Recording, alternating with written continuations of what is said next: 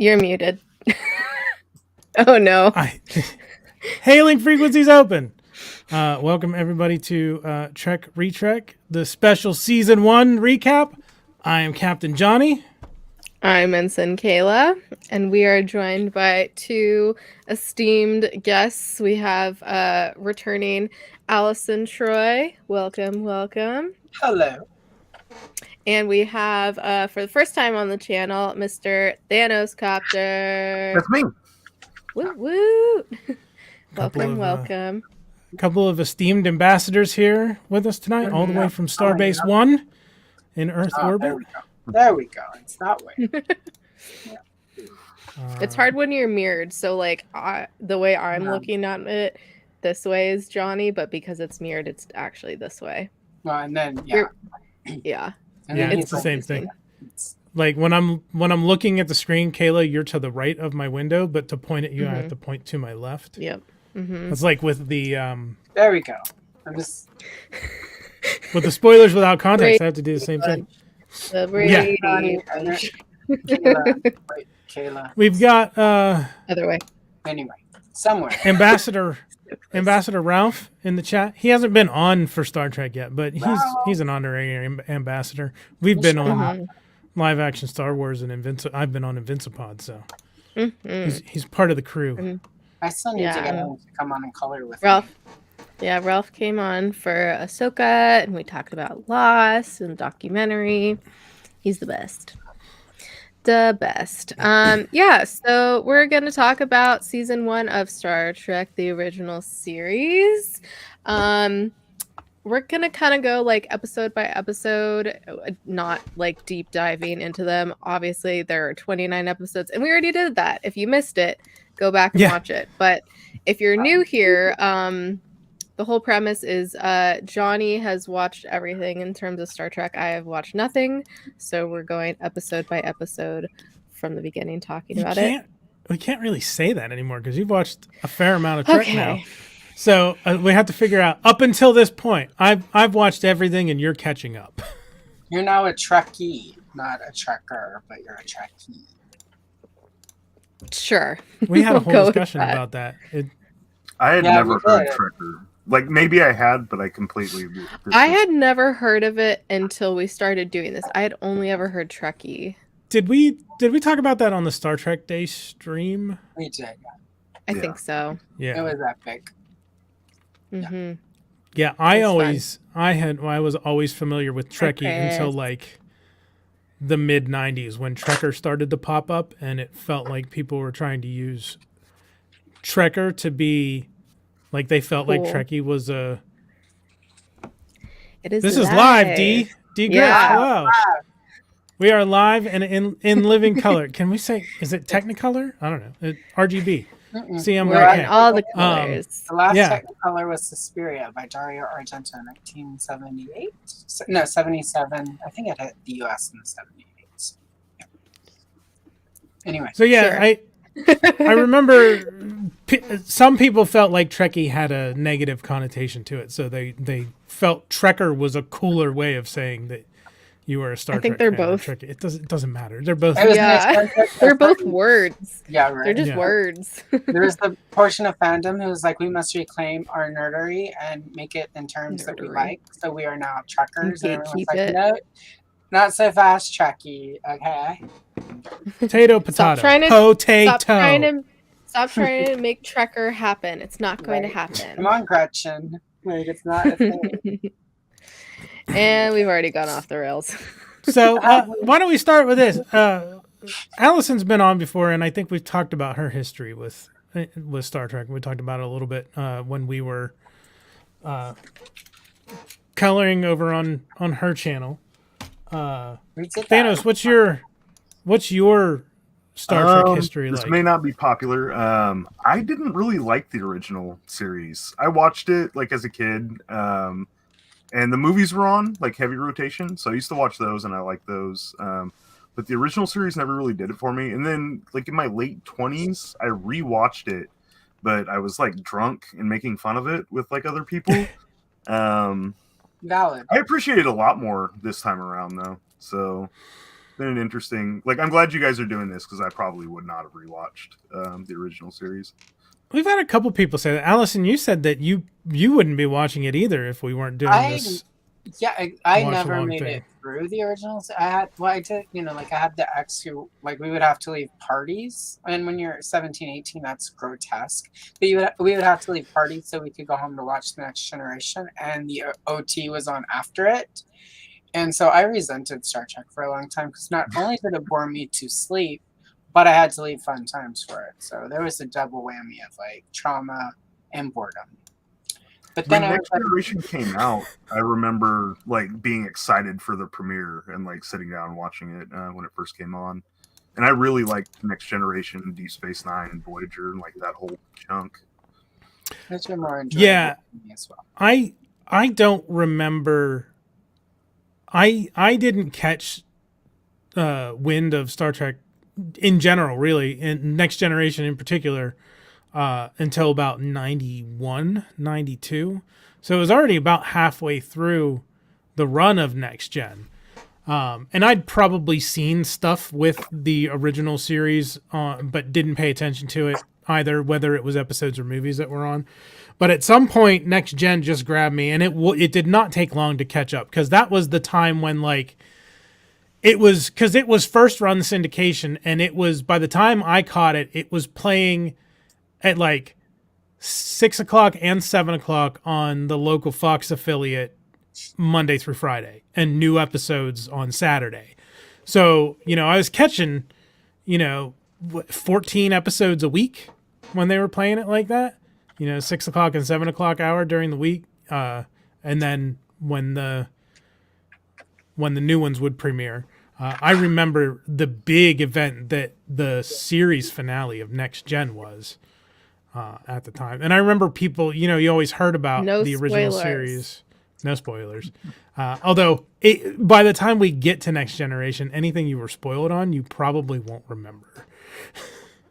Right. Definitely. Honestly, at this point, I'm okay with it. Like, I don't know. Like, it's gonna happen.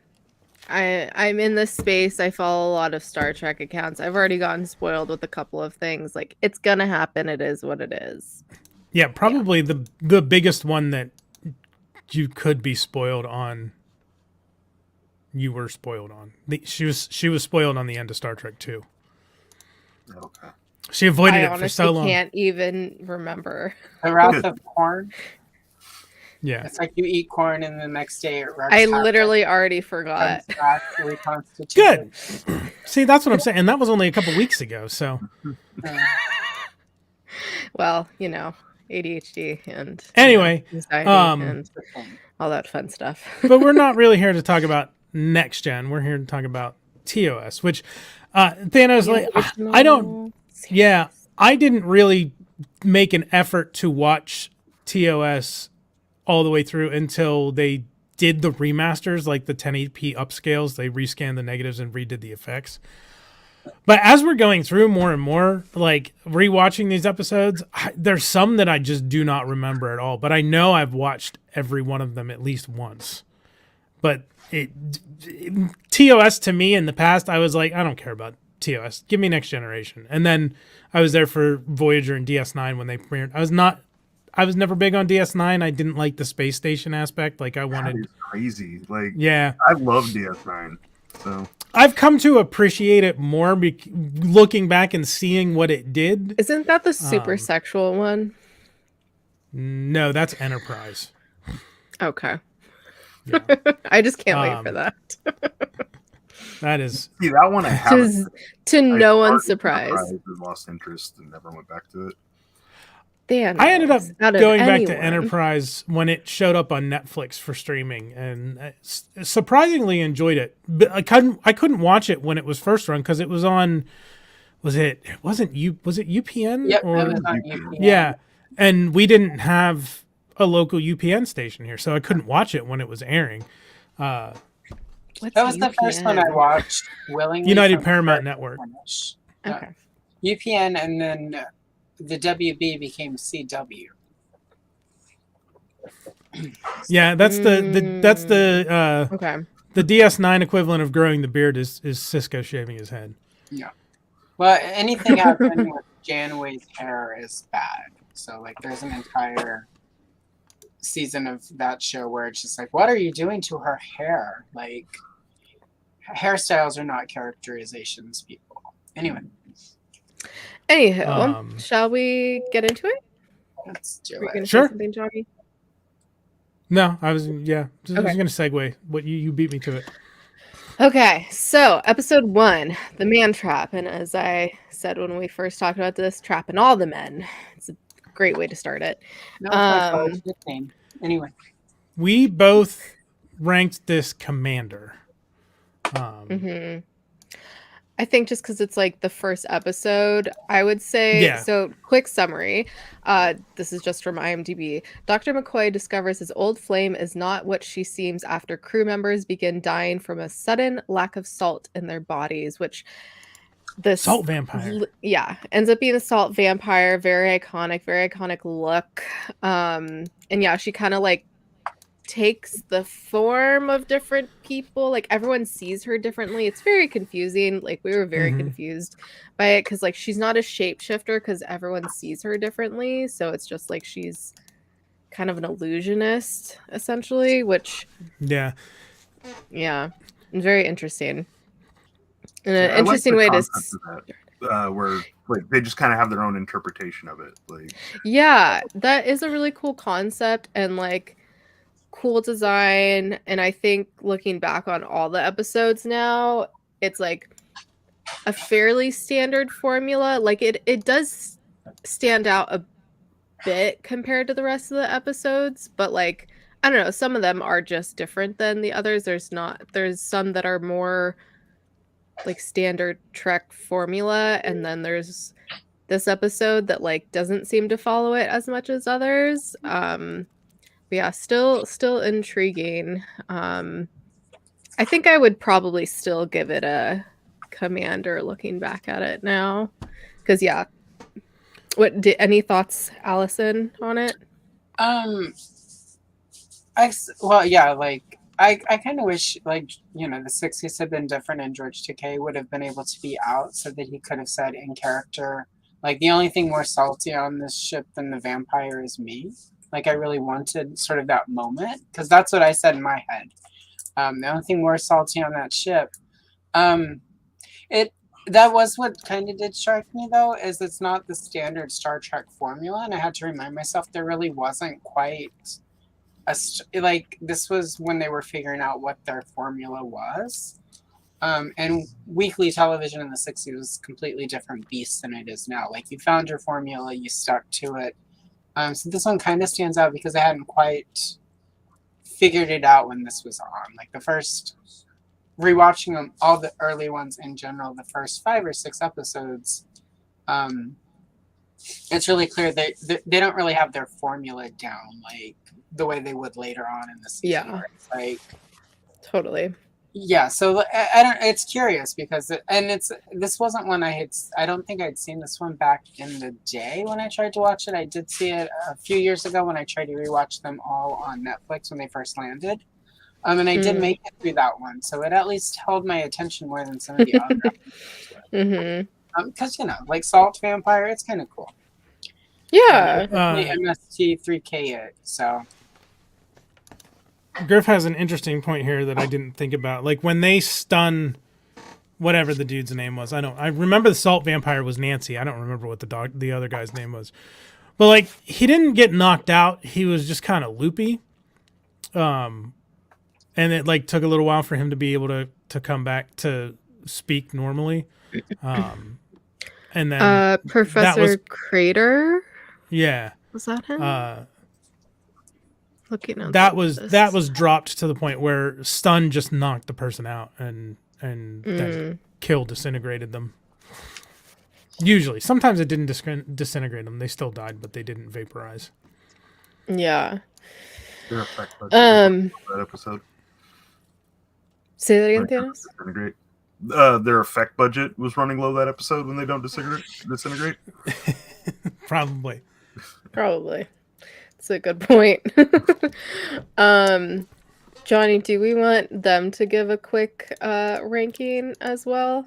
Sure. If they want to. If you're not familiar with our rankings, and maybe they even remember when we did the polls in the chat for what they were. If you don't remember our ranking system, Ensign is just skip it, don't bother. Lieutenant is watch it if you have time. Commander is you should go out of your way to watch it. And Captain is you must watch this episode. Like, absolutely essential. I'd probably put it at Commander. It's a good episode. I think you should watch it. But I don't think it's like one of the best episodes. Mm-hmm. Yeah, agreed. Definitely. I feel like I made it Commander. But again, that was weeks and weeks ago, so maybe I did not. But that feels like what I would have picked. Just based on unanimous Commander. Amazing. Yeah. Cool. So moving on, episode 2 is Charlie X, which I definitely remember this episode. Captain Kirk must learn the limits to the power of a 17-year-old boy with the psionic ability to create anything and destroy anyone. And this kid is cuckoo crazy. Yeah, he's not well adjusted. Awkwardly hits on people, and yeah. It's obsessed with Yeoman Rand throughout the whole thing.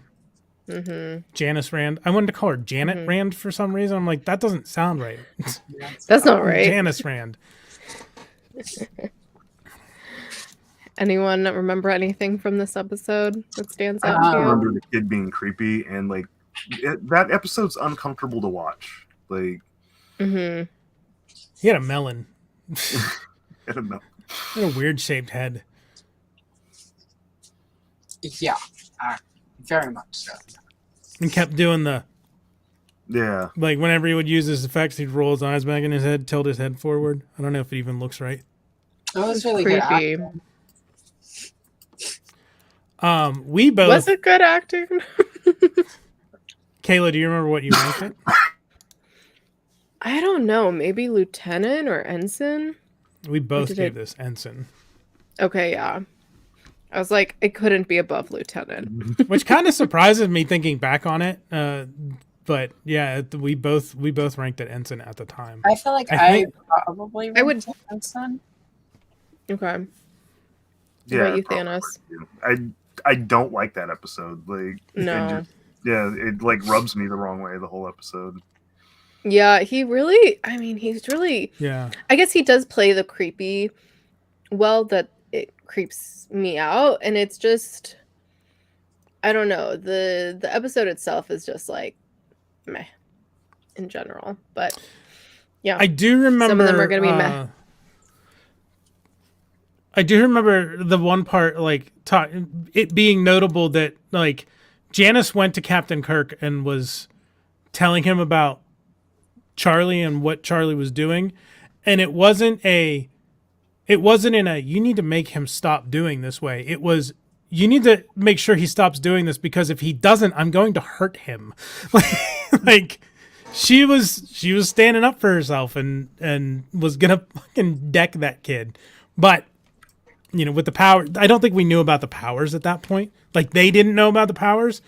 So she might have rethought that had they, but like she was ready to clock him if he didn't stop coming on strongly.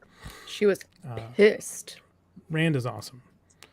So really did you say you both would probably go with Ensign as well? Yeah, I would, just because like it hasn't aged well, and it hasn't aged well in the fact that like it's hard to watch it. Like, it's not. And there's some things that, you know, because of the subject matter, don't age well, but it's fascinating to watch them because you can sort of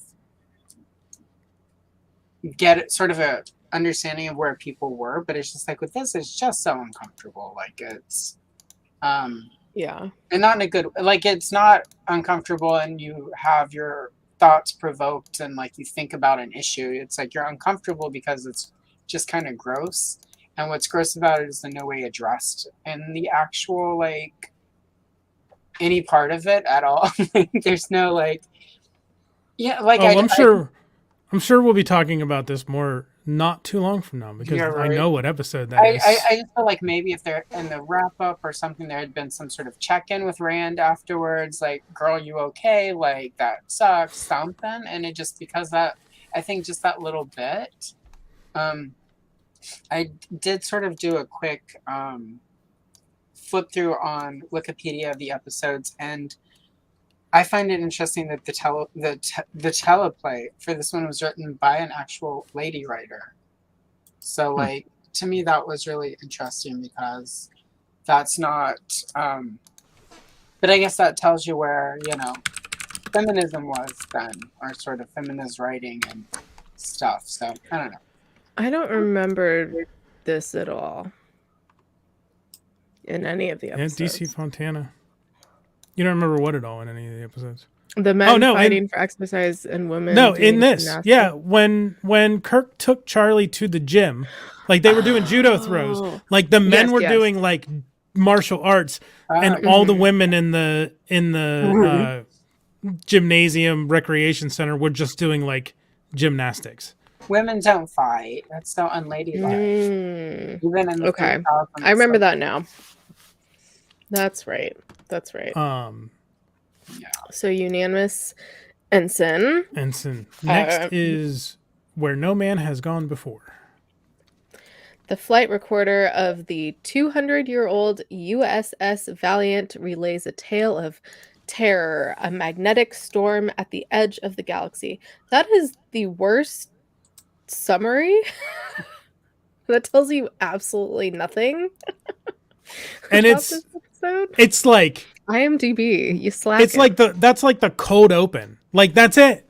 Like it's like the cold open of the episode, and then that summary, all of that is over.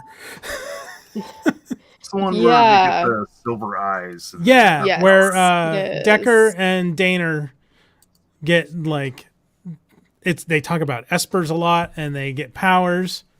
And this was one of the ones where you're like, this suffered because I think the episode order that they were aired in suffered because we went from Charlie X, a dude with psionic powers taking over the Enterprise, to dude and lady with psionic powers taking over the Enterprise. I think this episode was a lot better than Charlie X, though. And like the guy, like I thought he did a good job of acting out like a man going mad with power to a certain extent.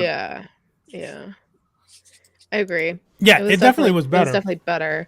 But it was just like we had so many similar ones, like back to back to back, that it was just a lot. I ranked this Commander because of the historical significance of it, because it was the second pilot for the series, which second pilots, it was groundbreaking in and of itself that there was a second pilot. I don't think the episode is that essential to watch for its content, but from a historical perspective, I think that it is. So that I ranked it Commander. Ensign, or Kayla, you ranked it Lieutenant. Yeah, like I thought it was interesting, but I think because it was similar, that's why I didn't rank it higher. For sure, from what I remember of it, directly after Charlie X. But I actually really like this episode. I would probably give it a captain. I think like the sets look really good. I think the acting on it's good. The story's like the acting was good, but it's better. Like I actually really like that episode. That's fair. Allison, how about you? I would give it a Commander just because I do feel like it's sort of essential. If you're actually wanting to watch the original series Star Trek and like from this, and do it right, you obviously need this one because of the historicalness of it. I do think what's curious to me is superficially the plot almost gets recycled for the motion picture, the 1979 Star Trek movie. It kind of doesn't, but the way the plot always gets broken down sounds to me remarkably close to the movie. So I just there are very similar. Yeah, bits. So I don't like that's and it only that only was something I noticed during the rewatch of it. You know, because I go and read the descriptions before I rewatch. So yeah, like I think it's Commander though, just due to the historicalness of it. Good acting though. Like, I mean, there's a reason NBC like watched this as the second pilot, and then it went to this is what they're like. Okay, we'll give this a season because like this is better. This is what we want out of this show. So. I said Decker. And see, there's the point. I said that this was Decker. It's Mitchell. It's Gary Mitchell. And I was thinking of Decker from the motion picture. Exactly. It was Gary Mitchell and right? Elizabeth Daner, not Commodore Decker and like your beautiful bald Ilea from beautiful bald Ilea. bald, beautiful. Anyway. So was the first movie not until 79? No. Yep. Is that what you just said? Oh, wow. Greenlit in the aftermath of Star Wars. They're like, Paramount's like, wait, we've got some space we could put on screen. That's interesting. No. Huh. No. Okay. It was a Filmation cartoon before that. So. Yep. Interesting. I actually watched the Filmation cartoon the other day. It's a lot better than I thought it was going to be. I've never really sat down and watched it. I did sit down and watch an episode out of curiosity, and it was the first episode, the one with the life form ship thing. It's because there was, ironically, a writer's strike going on at the time in Hollywood, and the way the contracts were made up, the writers could still write for animation, like one episode. So like all the episodes of the animated series are written by people who wrote episodes of Star Trek, and the majority of the cast is the cast from the show. Yeah. So it's damn near as close to a fourth season of live action Star Trek as you could get. It's just not actually live action. It is animated. And it has a cool cat lady. Yeah, which lets you do some things like that you couldn't do, especially at the time. Could you imagine if they tried to do Larissa as an actual like cat person character in live action at the time? It would look like the I want to imagine it. It would be terrible. I love it. I want to say it would look awful, but then like Cowardly Lion in The Wizard of Oz was pretty good, and that was before even this. She would look like the Cowardly Lion. That would be amazing. Yeah. But yeah, the Cowardly Lion looks good, but it was clearly a dude in a suit. So like, yeah, you know, that's what we would get. But that's like what made him charming. I think that like it's a dude in a suit. Like it's not supposed to be. Like I never thought of him as actually being a legit lion. You know, right? Episode 4, The Naked Time, or 3. 3? What are we on? This would be 4. This is Mantrap Charlie X, where no man has gone beyond naked time. The numbered, at least on it's correct. Paramount, they're screwed up because the cage is number 1. On IMDb, it's fine. I was like second guessing myself. The crew is infected with a mysterious disease that removes people's emotional inhibitions to a dangerous degree. Everyone gets drunk as fuck, and Sulu takes off his shirt and he starts sword fighting everyone or fencing everyone. Yep. And it is entertaining as fuck. What did I rank it? If I didn't rank it captain, I'm gonna rank it captain now. We both ranked it captain. Okay, it was our first unanimous captain. It was the first episode we both ranked captain. It was the first episode either of us ranked captain. Yeah, I don't have much more to say about this than I did when we covered it. Like it's an essential, iconic episode of the show. I have artwork that I got because of it. Yeah. From Comic-Con. What did you guys think? Or out, whoever. I'm not really sure. Like, I honestly don't remember too much other than shirtless Sulu and raving Shatner. Like, and Chapel hits on Spock. Yeah. Okay. Yeah, but it's all like just a blur of randomness to me. Like I really don't know. Like it didn't stick with me. I just kind of like remember the bits and pieces of it. What's his name? I don't know. Riley. Oh, Riley goes down Riley. and takes over engineering and sings over the loudspeaker for the whole fucking episode. Just driving Kirk nuts. Anytime Kirk gets annoyed or someone annoys him, I'm like, yes. Annoy him. He deserves it. Allison, how about you? What did you think of The Naked Time? I would probably rate this one Captain. I think this one is quintessential Star Trek. If you're only gonna watch like say one episode from season 1, this would be the one, because it sets up your basic. This is your basic Star Trek plot. You beam down to a planet to observe, to rescue, whatever. Shit happens. You beam it up. Nobody quarantines. It's alien all over again. It goes crazy on the ship. Spock is challenged. Kurt is challenged.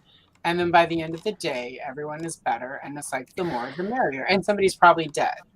Probably. Yeah. What's his name? Killed himself with a butter knife. Yeah, right. Right. Oh yeah, and this is the one with the mannequin they used at the beginning, and then the blood that ran opposite backwards direction, and the red bubble wrap suits they wore at the beginning, which he just took off the glove and like did shit. I'm like, the whole point is to wear the suit to protect yourself. Like, you stupid. You deserved this to happen because you're stupid. I mean, that might be why Thanos doesn't really remember it, because it is such a quintessential Star Trek plot that it does sort of blur in. If I hadn't recently, I think this is the first time I've seen this one because it didn't seem familiar. It seemed familiar in the fact, wow, this is where they get that structure. But at the same time, like, it stood out because I was like, this is where they kind of got that structure, because this is the first one that really fits that, like, generic cookie cutter, like, beam down for some reason, stuff happens, beam up, things happen, everything gets fixed. Spock and Kurt get their, like... Shit gets fucked, as I They like get, to say. Leonard Nimoy and Shatner get their moments so that What'd you say, like, Thanos? are fine. How did this episode resolve? Like, I don't remember. Like, it's just like a blur.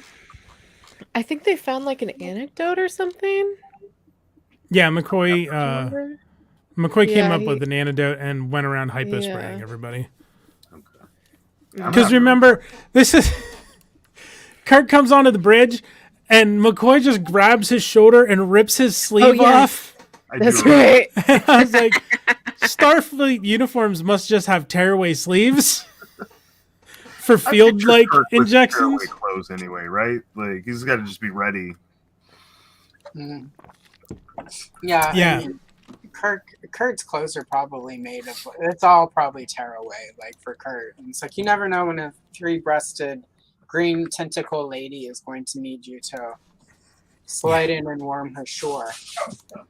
So yeah, we all gave it Captain Allison. You said Captain Thanos. What did you say you would rank this? Like I said, I don't remember it well enough. I would definitely at least put it Commander, because it is an episode you should watch just because of like all the iconic scenes. But so we're gonna make that a unanimous captain. Okay. I'm gonna rewatch it. Like, I honestly am, because I just like, it's a blur. Like, it really is. It's entertaining. You will enjoy it.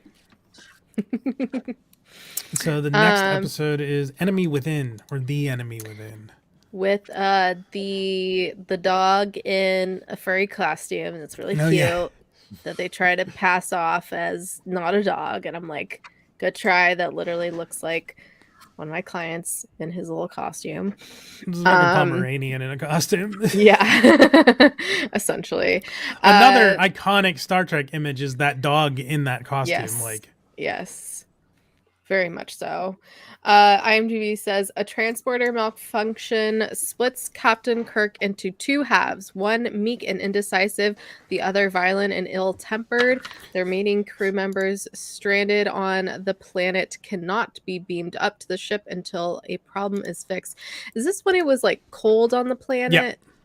Yeah, okay. Like ridiculously There's been cold a couple too. Like, times when they can't beam back. There's actually been many times when they can't beam back up for one reason or the other. And it was shirtless Kirk. That is one of the pictures. It was ridiculously cold too. Cause they said something like negative 100 degrees Fahrenheit, and I'm like, guys, you could have gone with like negative 10, and it would have been fine. And they have like 2 layers on. Yeah. And they start shooting rocks with phasers for heat. Yeah. Fun fact. He literally still says this at 92 years old at conventions. So it's very awkward. In like not a cute, like fun way. It's just like, I'm Captain Kirk, like in a very like I'm better than you way. So anyways. Do you know who I am? This is not a game of who the fuck are you. Yeah. This episode, I mean, it's definitely has its problematic bits for sure. Yes, for sure. Yeah. Yes. Yeah, I still think it's notable that despite the problematic stuff, when Rand goes to McCoy and Spock and tells them about what happened, they don't just write her off and say, no, that's not Jim. He wouldn't do that. Like they listen to her and they call Kirk and they're like, hey, did you do this? She's telling us this has happened. Like they took her seriously. They didn't write off her concerns. Yeah.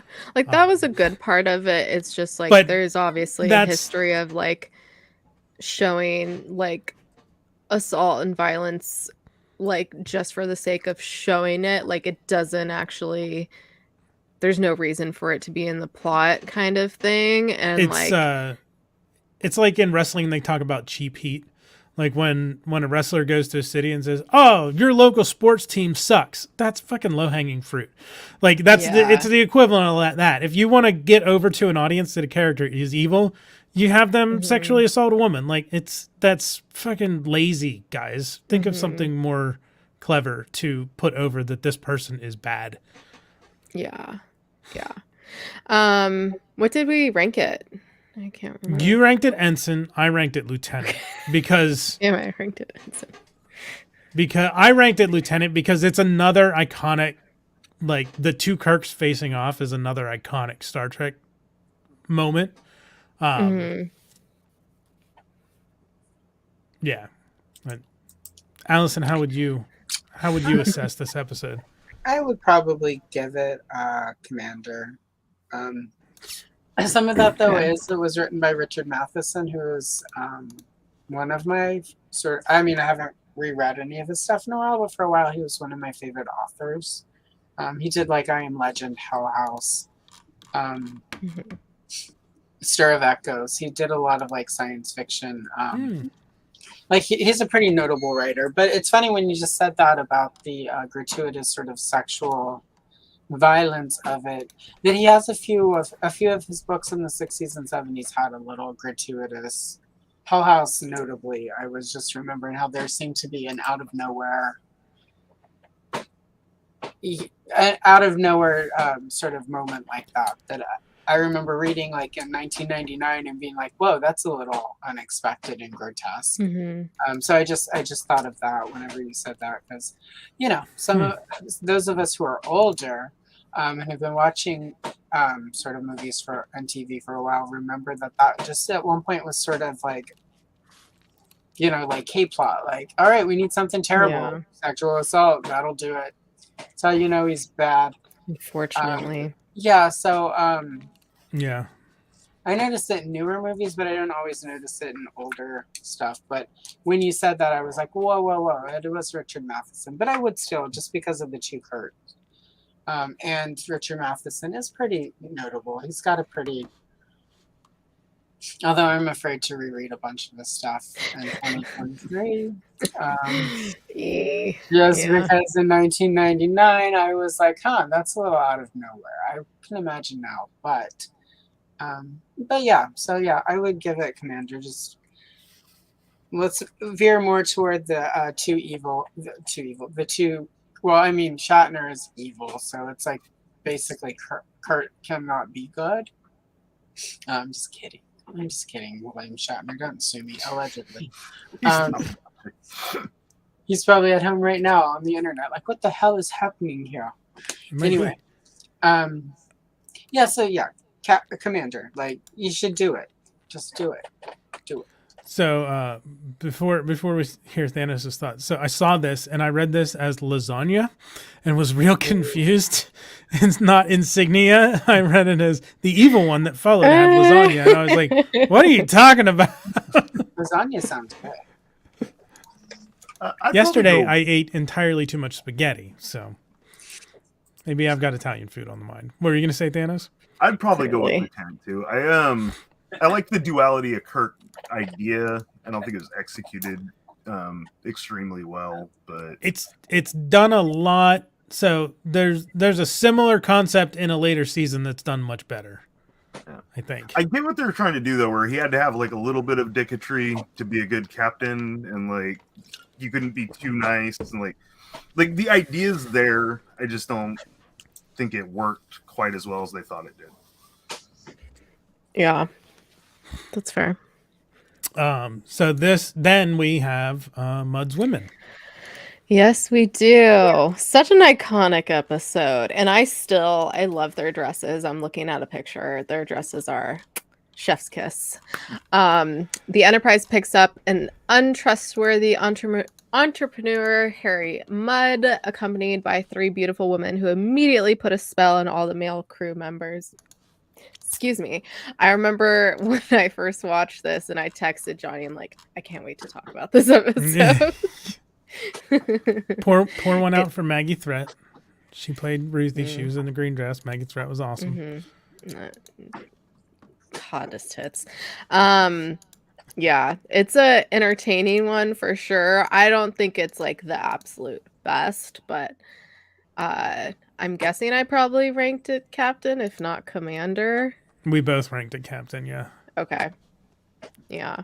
It's pretty iconic. It's an interesting, like, we've seen similar concepts, but it's also cool that we find out that they like don't need these pills to look younger. Like, they ended up not needing them, which was an interesting twist to it. Beauty was in them the whole time. Yeah, exactly. Yeah, this green dress is banging. I'm looking at pictures. Yeah. I don't know. What did you guys think?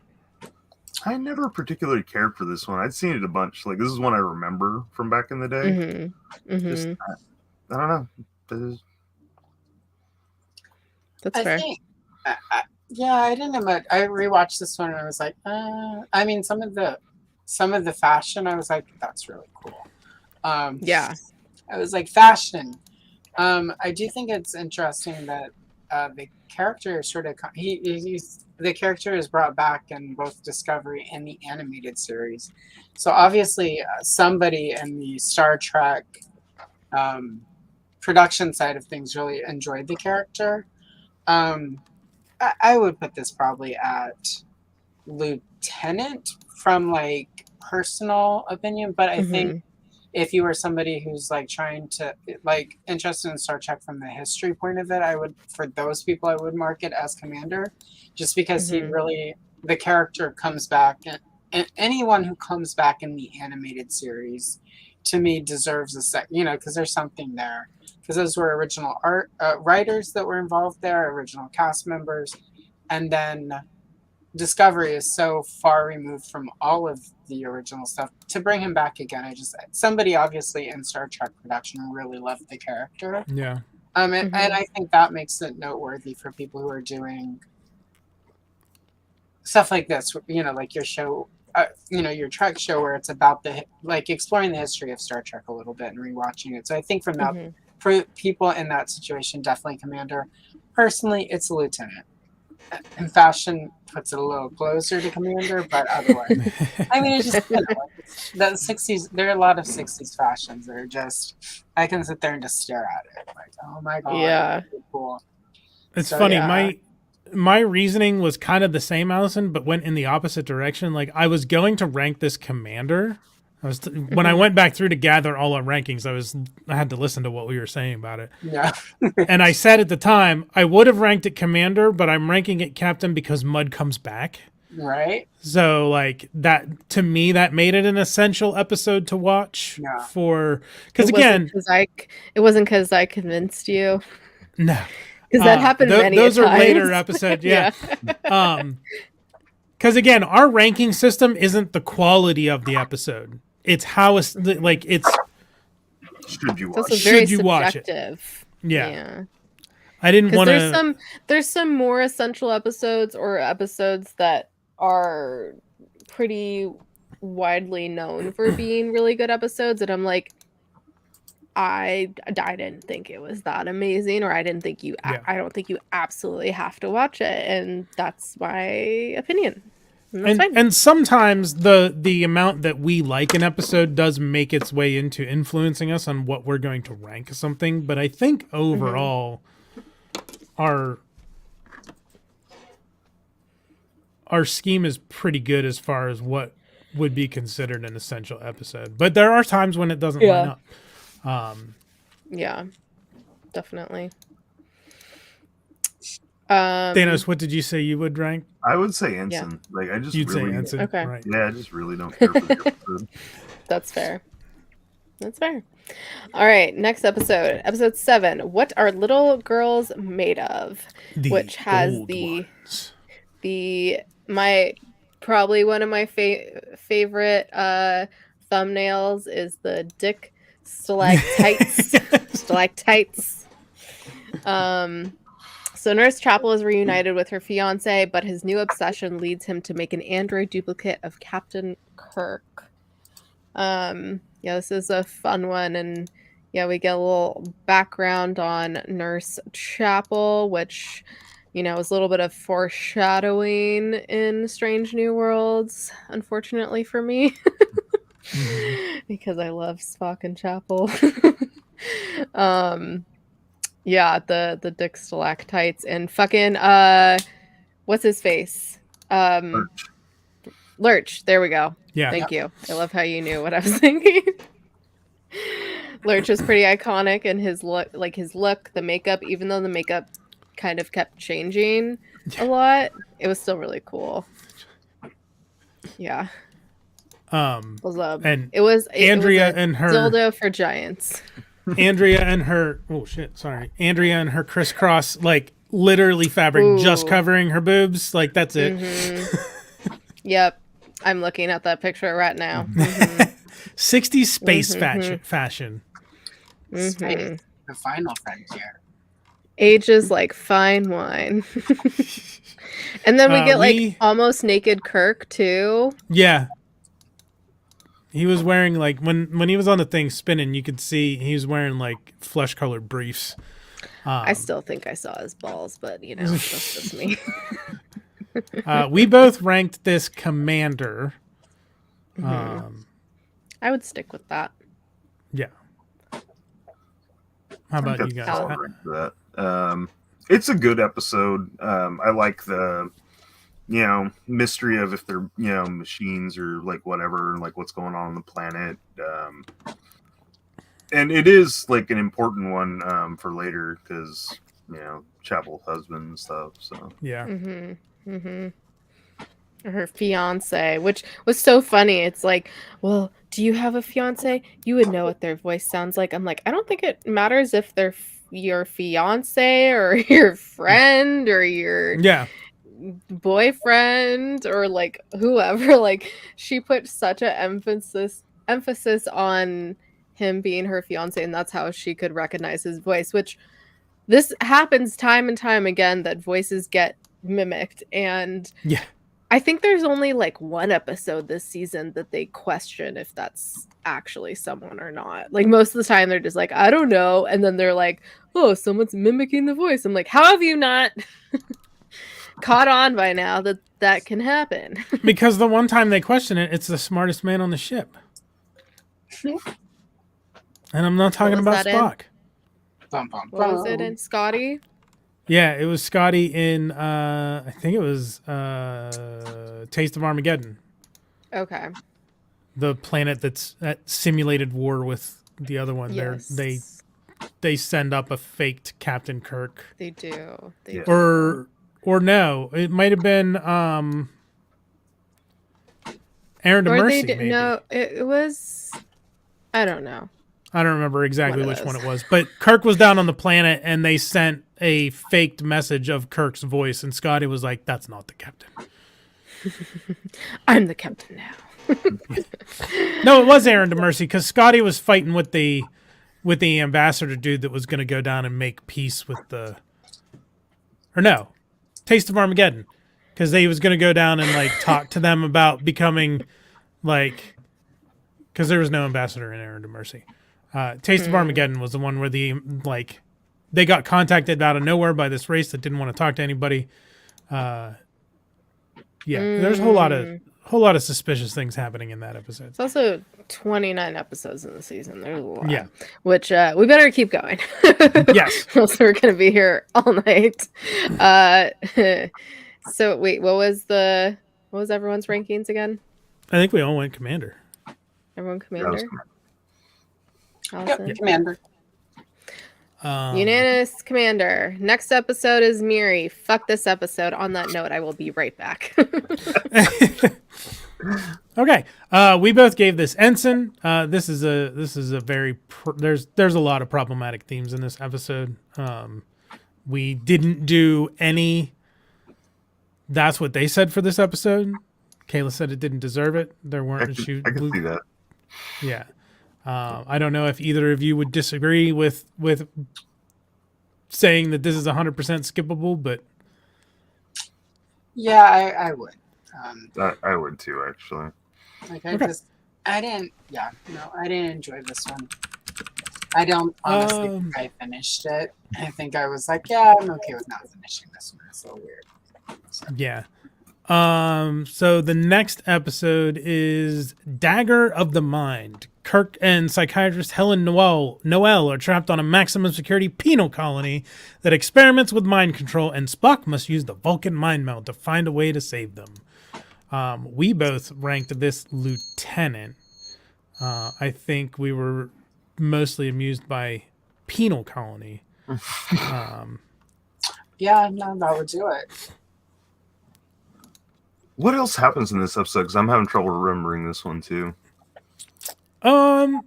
That's it. Like that, it has the chair, the comfy chair, the not Aurora. Essentially the Aurora chair. Yeah. That essentially like empties the person's brain, and leaves them open to suggestion. Very strong suggestion. Kirk and the doctor beam down, and Van Gelder is the guy who used to run the facility. Yeah, they meet the escapee. Van Gelder, yeah. They thought was crazy and stuff. Okay, they thought he was crazy and a murderer. Yeah, we both ranked this lieutenant. That has nothing to do with what was wrong with Miri. I'm just gonna say that. Like that was like stupid. Like obviously actors will play other ages, and sometimes it's like very obvious, like that was, but that was not the problem with it. Yeah, we're on to Dagger of the Mind. We didn't talk about it very much. I heard. No, I've been listening. Don't worry. Okay.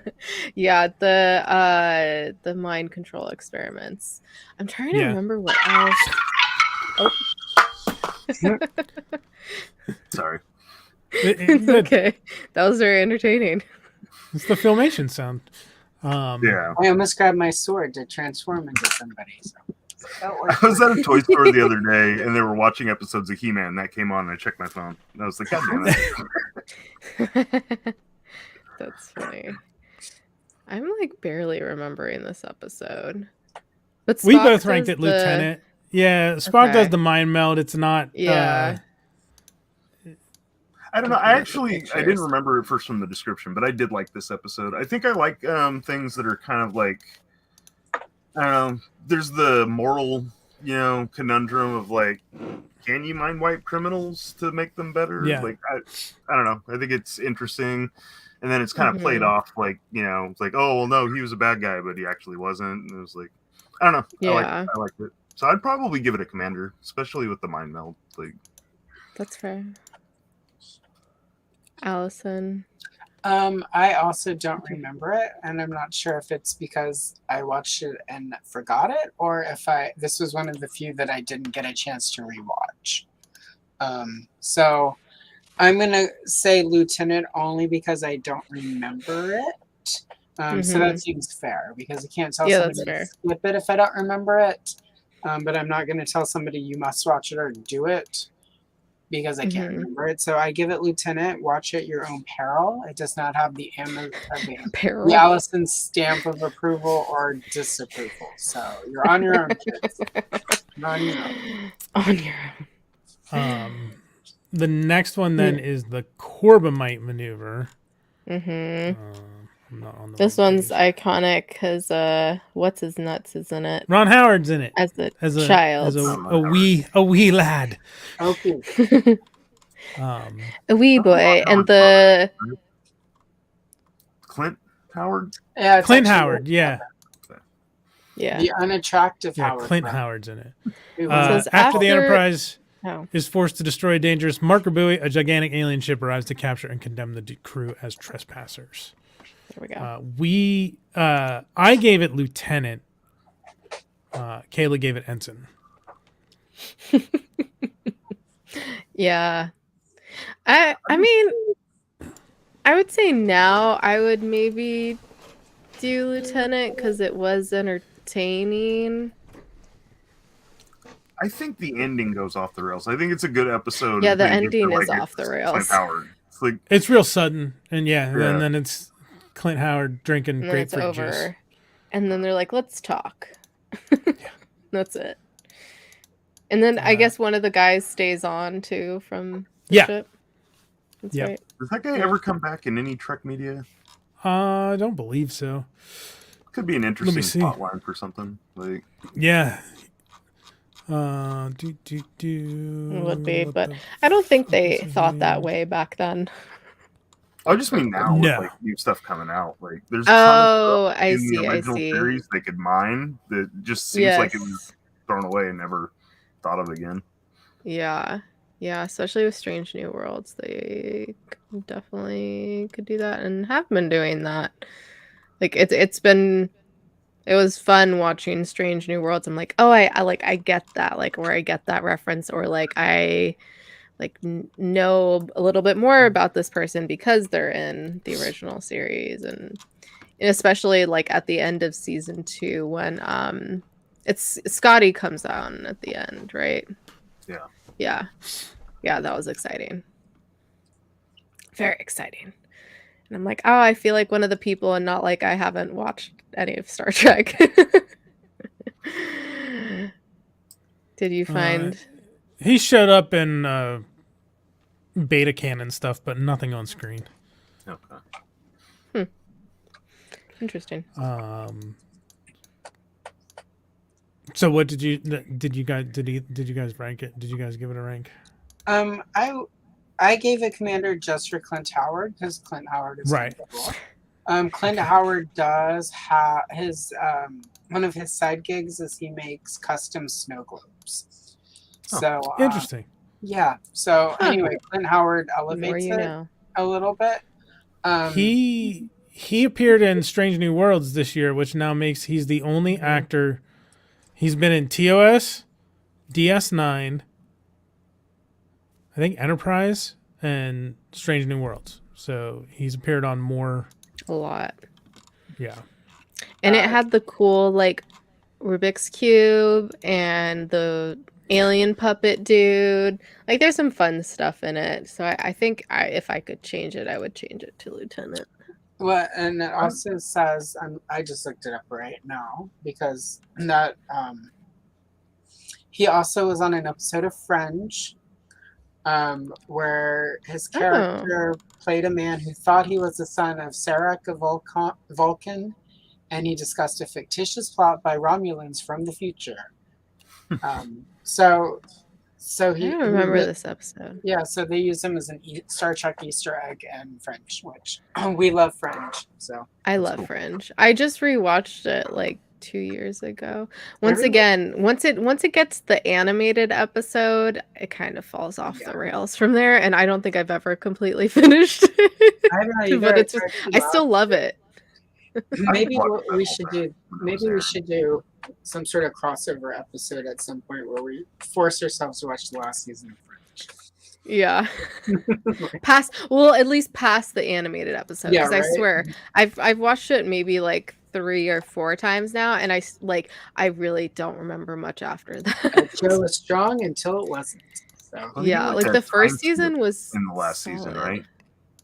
They do like a pretty significant time skip, I think. Well, what happened is like once the 2 universes like started crossing over, and then like I love Olivia and Joshua Jackson. I'm forgetting his character's name. Wrong show, Allison.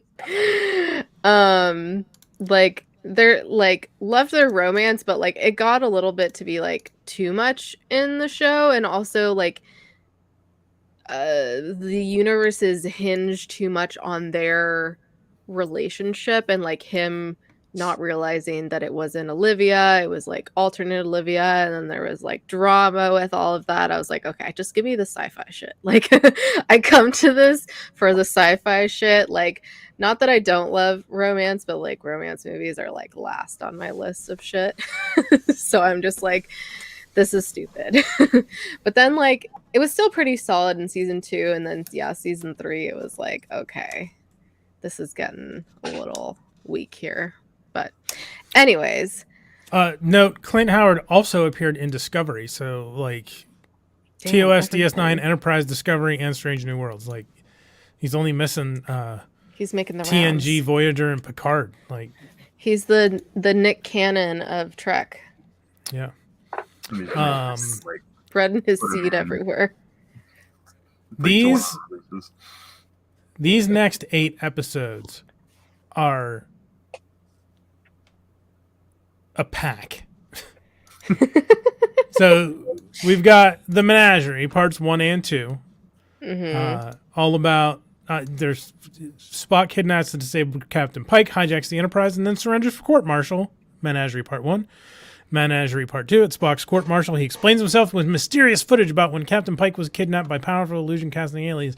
This is like half original episode, half clip show, but it's a clip show from an episode that didn't air, so it doesn't feel like a clip show when you watch it the first time. We both ranked we ranked this as a set, and we both gave them captain. I mean, it's hard not to. And this was the point then after we watched this episode, we started covering Strange New Worlds too. Felt like it made sense. Yeah, I think it has to be captain. I think it's like one of the most important episodes. Yeah. History-wise and story-wise, like it establishes Pike for the main continuity, and then it's like a look back at the pilot that wasn't. So yeah, well, you can't not. Sorry, go ahead, Allison. Oh no, and it also has the Star Trek staple of every version of Captain Pike being super hot. So you know, there's never not been. Yeah, hot he's Captain never Pike. not been hot.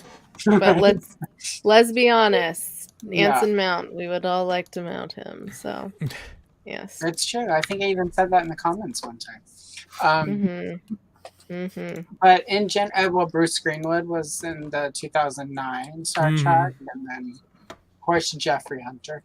So yeah, but also obviously also a very clever way of reusing that unaired pilot. Way to go. Team Roddenberry for sorting that one out because yeah, so that it was overall it was pretty, and it's well written. It also, I like it for its use of Spock. He's a little quote unquote out of character, so Spock for me is always fun whenever he's out of character, but it's not because Kirk has pissed him off whenever he's doing something that feels out of character, but it's because of his code of ethics, which are not always straightforward like Vulcan ethics. Like obviously part of what makes Spock interesting is he's not the quote unquote corruption of Spock over time away from like the pure logics of the Vulcan race, species, whatever it is. I think it's been referred to as both. But like it's just really because like, oh my gosh, Spock has gone mad. It's not very logical what he's, but it is. It's Spock logic. Like it's logical to him and to his personal code. Exactly. So I like that because I prefer like Spock. Obviously, I like better than Kirk. I think Kirk. I think everyone does. Kirk is just like he's a jar of mayonnaise that looks good, but like he's pretty. Whereas Spock has all this nuance and all of this character development. I mean, he needs Kirk to be the jar of mayonnaise to his like spicy mustard or whatever. But so yeah, and it's got Captain Pike, and you can't go wrong with those things. And you gotta watch this one. This one is the captain for sure. You gotta do it. I do have a question, like specifically for that, since it's a two-parter. Like, was that pretty revolutionary at the time in the '60s? Like, because like there was like always serialized to actually have like this goes, this one like seems like a pretty big moment in TV history in general. That's a good question. I don't recall reading anything about it. We didn't talk about that aspect of it. We talked a little bit about that, like when we were talking about from Charlie X to Where No Man Has Gone Before. Like, were people confused tuning in for Charlie X and seeing the show look one way, and then the next week on Where No Man Has Gone Before, it looks completely different because they had those real puffy turtlenecks and like everything but the set of the bridge essentially looked different. Because there was no recording it in case you missed it. Like if you missed the first week and tuned in for the next week and you're seeing the Menagerie Part 2, I think this was this the one they used the captain's log as like the previously on.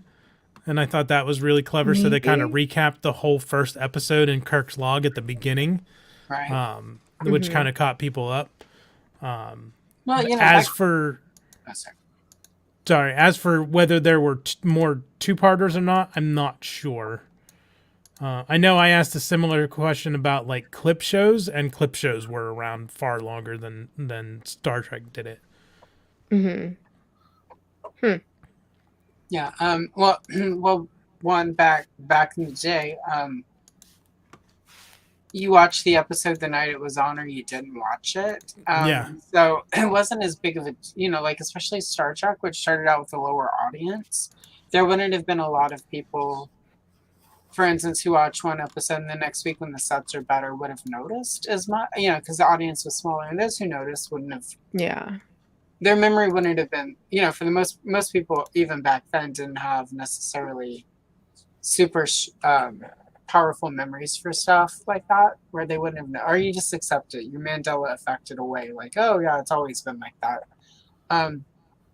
Two-parters were like a big deal, and it was often a way to sort of drum up. I guess because there were like serials that like. Yeah, like continued next week was a big deal, like because if somebody really enjoyed that episode, they were more likely to come back.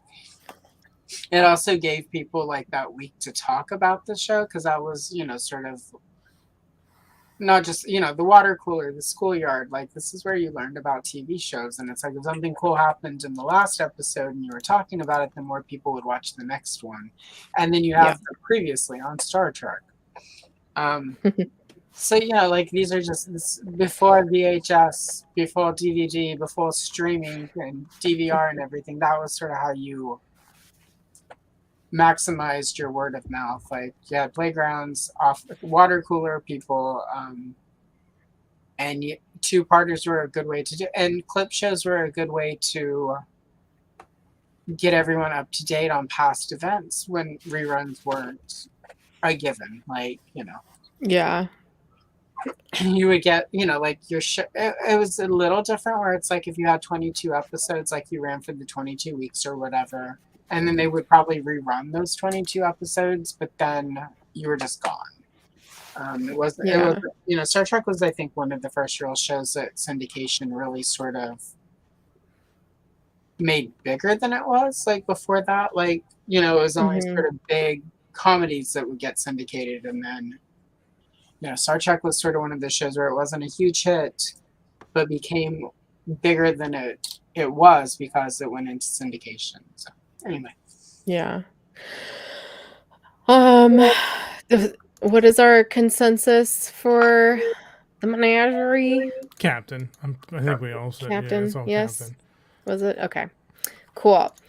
Episode 13, The Conscience of the King. While Captain Kirk investigates whether an actor is actually a presumed dead mass murderer, a mysterious assailant is killing the people who could identify the fugitive.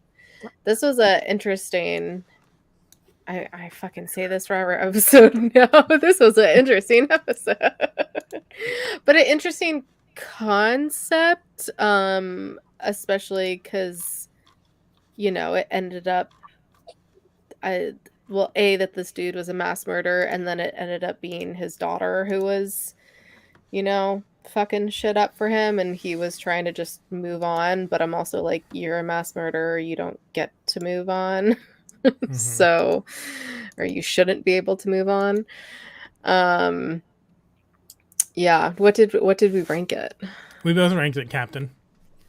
Okay. I could see that. I don't know if I still would. I would maybe do Commander. Just because we did a lot of captains. You were really excited about it at the time. If you go I back and was. watch, you were like, this is awesome. I really like this episode. You were like, no. You're like, Captain. No question. I love this episode. I could see that. But now after watching more episodes and better episodes, I would probably just say Commander. Yeah, we ran into a run of captains here. Like there's this the second half of the first season is just so heavily stacked with good episodes compared to the first half. Yeah. Did you guys have any thoughts, memories, rankings of it? Honestly, I'd probably put it at Lieutenant. I don't think you need to watch it. Like, it's not a bad episode, but it's not something that like sticks with me either. Which apparently is a lot of the episodes. Excuse me. It was on a long time ago, and if you haven't watched it recently, I don't see why it would stick in your head. Allison, what did you think? I have it marked down as Commander. Just because I sort of like, I mean, it's not a true murder mystery, but I liked the murderiness of it. And a little bit of a change of play. I mean, still typical, like, let's beam down to the planet, and shit goes awry. But I liked sort of that it's a murder, not really a murder mystery, but kind of like a murder mystery where it's like, they're having to figure out whether or not it's the guy that's killing, even though it is, obviously. I think one of the reasons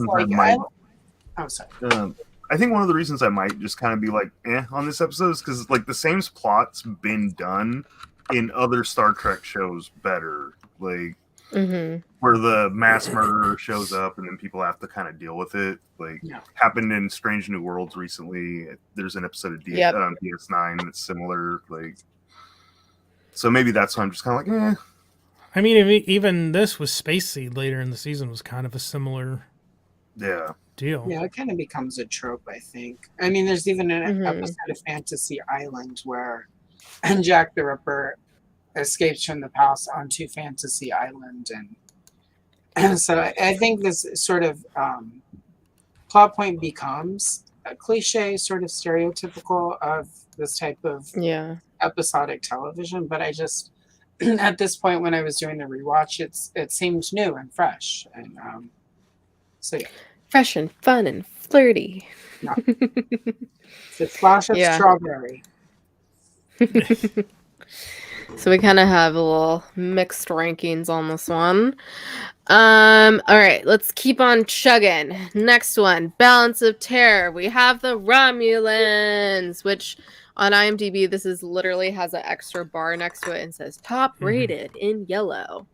The Enterprise must decide on its response when a Romulan ship makes a destructively hostile armed probe Federation territory. Probing. Did we rank this captain as well, I'm guessing? Yeah. Yep. Unanimous captain. Yep. Yep.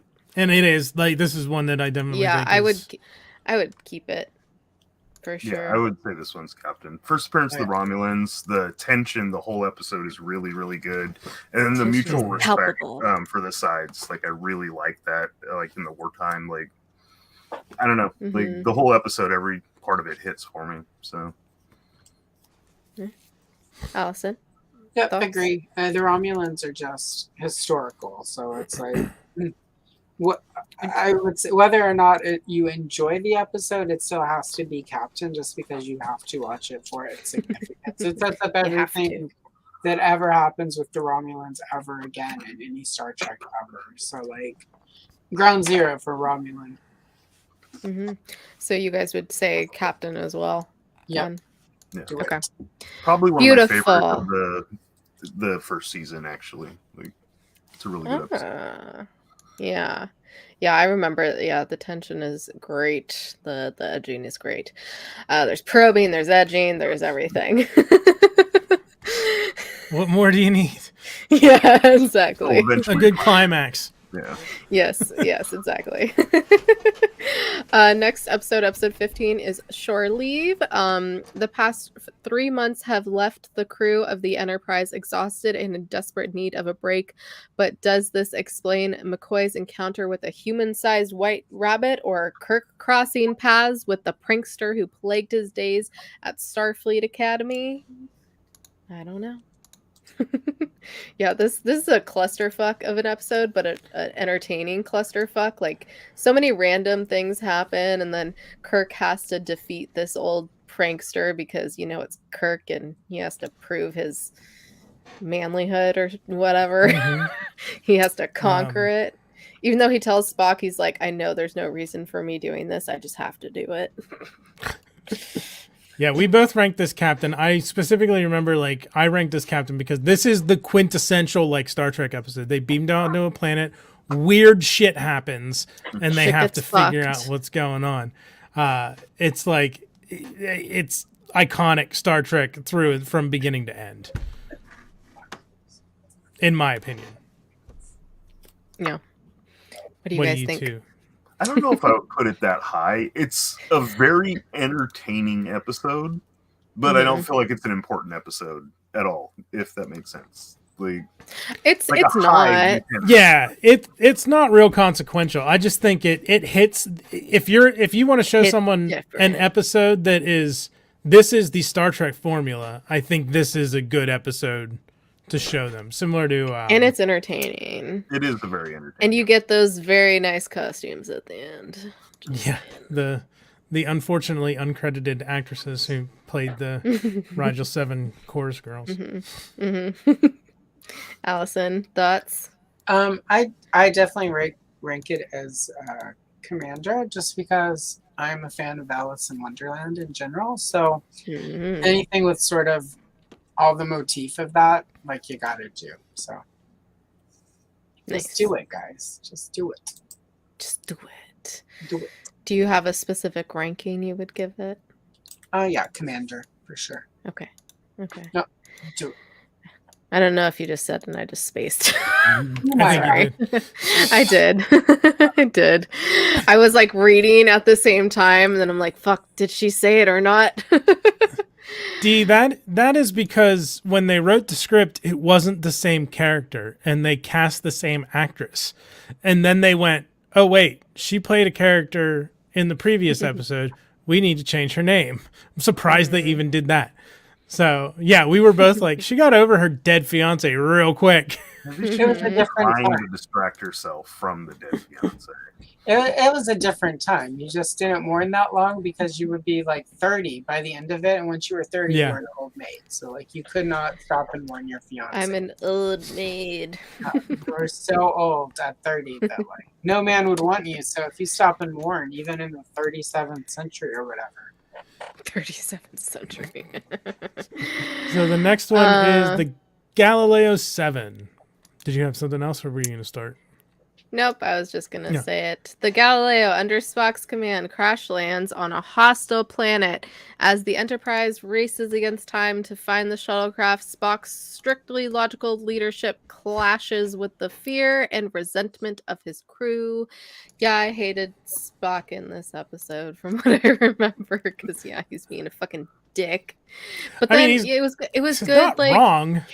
He's not wrong. There's good. I did like that we got like character development for him. He got questioned because yeah, a lot of the times he doesn't get questioned or I was about to say probed. He doesn't get what's challenged. the word? Challenged. Yeah. I don't. Did we also rank this captain? No, we both ranked this commander. Okay. Yeah, that checks out. I think I said at the time, I'm like, we both ranked it commander. I said, I think if Spock is your favorite character, this is probably a captain for you because of all the development that he got in it. But overall, it's probably commander. Like it's definitely a good episode. It's definitely worth watching, but it's not 100. Like it can be skipped. Yeah, totally. Any thoughts, Allison? Thanos? I marked it lieutenant because I don't remember it, so I can't. Okay. I can either condone That's or fair. condemn anyone for watching it. So, sadly, lieutenant, watch it at your own risk. I'd probably put it at commander too. It's a good episode. I don't think it's like one of the best episodes, but it is a good episode. That's fair. The furry costumes. Oh god, the furry costume, the giant furries, the big furry monsters. Oh, BFMs. Yeah, you have to at least rank it commander for the giant furries, like for sure. I must not have rewatched it because I feel like I would remember big furries. You kind of see them, kind of don't see them. Yeah, they keep like the because back of them. Yeah, because they're supposed to be like literal giants. Like they keep them mostly off camera. I think the most we see is it looks like a rug tied to someone's back as they're like lumbering into the frame. Yeah, pretty much. Okay, next episode 17, the Squire of Gothos, a being that controls matter and creates planets, wants to play with the Enterprise crew. Yeah, this dude is entertaining as fuck and annoying as fuck at the same time. And yeah. That's all I remember. I mean, you ranked it captain. We both did. It was entertaining. Yeah. And he end up being one of the Oz shit? Like he was just like a ethereal being. I can't remember. Sort of. Yeah. He's got multiple forms. He's got a corporeal and an incorporeal form because his parents showed up in the sky and they're like green faces. Yes, Q is definitely based on Trelane. To the point that there's a book called Q Squared that essentially in beta canon makes Trelane is a Q. And to the point that people have said that so many times that I know that. Yeah. Even though I have no idea who Q is. They the lower decks too. Don't say Q. I got a whole Trelane thing going on.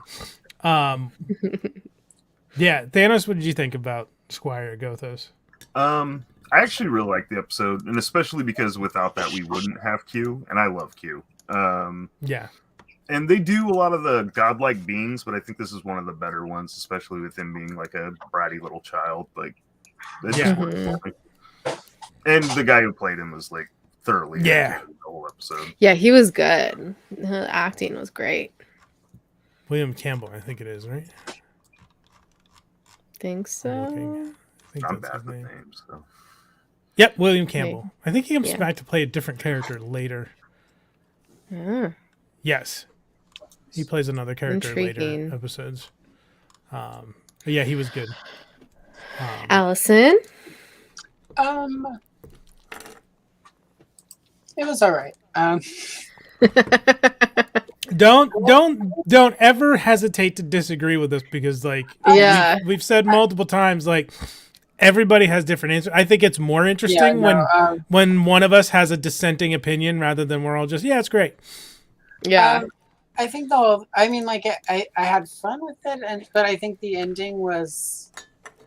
I mean, I know like it was the 60s or whatever, but it feels a little lazy. It feels like they didn't know how to end it, so they're like, "Oh, let's just have his parents show up," and and it's been done a few times, and like fair. Like this is sort of almost a sci-fi trope where you later find out it's like a child, and the parents come in to like be an authority type. So it just I don't know, and it's like kind of So and maybe if I had been in a different headspace when and this was I remembered the mirror and the ball gowns, so I had tried to watch this a few times before. So it could have been that, but just maybe I wasn't in the right place for it. But I don't know. It felt like it was going somewhere, and then it felt like they just ran out of ideas and decided just to we need to throw an end on it real quick, and that's what we got. To do a trope I can see that. It's one of those things that, and we talked about this a little bit with when we covered the alternative factor. Like, it's hard in 2023 to look at these and be like, well, there's so much that did this same kind of thing, but did it so much better. Well, yeah, they've had 50 years to do it better. Like, I don't know how much aside, like, I'm sure, like, Twilight Zone was before Star Trek, because it was only in black and white. I don't remember if The Outer Limits was. Like, there was definite sci-fi stuff going on that were doing similar things, but, like, at the time, would this have been a better petulant child of advanced aliens story than it feels like today? Because, there was so much less of it back then. So it's an interesting aspect, and it's hard to emphasis on the forget about those things that we've seen. Black Knight, hello. Hella dope. Hella dope. So yeah, did you give a what's your rank? What would you rank it, Allison? I'm gonna give it a lieutenant. Like I don't necessarily think you should skip it, but either or, your call. I didn't care for it. That's fair. But other people maybe. All right. Next one. Yep. It's time to get gorny. Episode 18, Arena. For bringing hostility into their solar system, a superior alien race brings Captain Kirk into mortal combat against the reptilian captain of an alien ship he was pursuing. 1v1, Kirk v. Lizard Man in snake tight clubbing outfit. That reminds me, I still have to go order that Gorn plush from Amazon. You never did? No, I got distracted. Still on sale? Yeah, it's still $25 on Amazon. Yeah. Okay. Kid Robot has this Gorn plush that you squeeze and it makes the noises that the Gorn makes. And I found it at Target, and I'm like, I have to buy this, and it was like $40. And then I went on my phone and looked at it on Amazon. It was $25, and so I returned it to Target with the intention to go on Amazon and order it, and I haven't done it yet. Good job, Johnny. That's awesome. It's cool to see other people that like we've influenced into watching Trek again, or just, you know, reflecting back on these episodes at least. It's been pretty cool to see that. So that's awesome. Love to hear that. Yeah, I think there we go. Yeah. So the outfit is literally a snakeskin clubbing outfit. It's like a tight mini skirt, even kind of has like a slit on the side. He is ready to party. It's missing his little dubstep. Yeah. Very cute. Yeah, I think you have to give this a captain, at least for me. It's entertaining. Kirk has to figure out how to defeat this being that's far superior to him, and there's a bunch of like antics going on, and it ends up being a peaceful resolution. Yeah, it's a good one. It's a classic. You gave it captain. This was plus what? Go ahead. Sorry. The lizard outfit is just iconic. You gave it captain. This was the point where I was like, I'm going to be more conservative with my ranks, because we had just ranked what 2, 3, 4, 5, like almost 6 episodes in a row unanimous captains, and I was like, I felt like I needed to be a little more conservative with my ranks, so I ranked this commander, and I think I would still do it because we don't ever see the Gorn again until like fucking Enterprise. Like, they don't show up again in TOS. They don't show up in TNG. I don't think they show up in DS9. The DS9 has the Breen, and the Breen are fucking awesome. They play a lot in Strange New Worlds, so maybe that's but that's the prequel. So by this point, you know, I don't know. I went with Commander. I'll probably stick with Commander. What do you guys think? I would probably give it a captain. Thanos, either. It is iconic. Like it definitely is. The fight scene, the Gorn itself. Like when you think of old Star Trek, this is one of the episodes that pops like right to mind. So I would probably give it a captain. People complain about the Gorn like costume. I love the cheesy old school fucking kaiju man in a suit too. It's fantastic. It's the same thing as we were just talking about with why do I want to say Alice in Wonderland? Wizard of Oz. With the cowardly the cowardly lion. Yeah. Allison, what would you kind of thing. What would you do with this episode? Definitely captain. I mean, the Gorn is just, it's one of, even if you don't know Star Trek, you probably would recognize the Gorn as a Star Trek thing because it has sort of become so iconic. Like, it's, my memory is like every toy line I've been aware of for Star Trek's, you know, like Mego, their Star Trek line had a Gorn. Reaction, like, of course, Playmates, like, even if you don't know Star Trek, you probably could see a Gorn and know it's a Star Trek thing or something from pop culture because it's just been so iconic. Like, so for that reason, I would say captain, because you gotta do it so that you understand the Gornness of it. What is happening? Johnny's just in his own. Oh, nice. You're gonna need to send me that link immediately. I should have worn that when I met Shatner instead of this shirt. That would have been. He would have loved it. If he could have focused long enough to see it, yep. Yeah. It's good shirt. Dude definitely took a couple swigs before his panel. Gotta get through this somehow, kids. Anyway, sorry. That's amazing. So, you sure you don't want to change it to Captain Johnny? I mean, I probably should. Like, it was one of those things I was influenced in the moment that, well, also, it felt like we were giving away a lot of captains at the time, but if there's any that should probably be upgraded, it would be this one. I mean, it's going to stand as commander during the episode, but if we were doing it again now, I'd probably go with captain. Yeah, that was your own weird logic that you changed it, so that's your own fault. Anyways, next episode, episode 19. Tomorrow is yesterday. This is probably one of the shortest summaries. The Enterprise is thrown back in time to 1960s Earth. That's it. Period. Full stop. Full stop. Nothing else. Basically, it's when they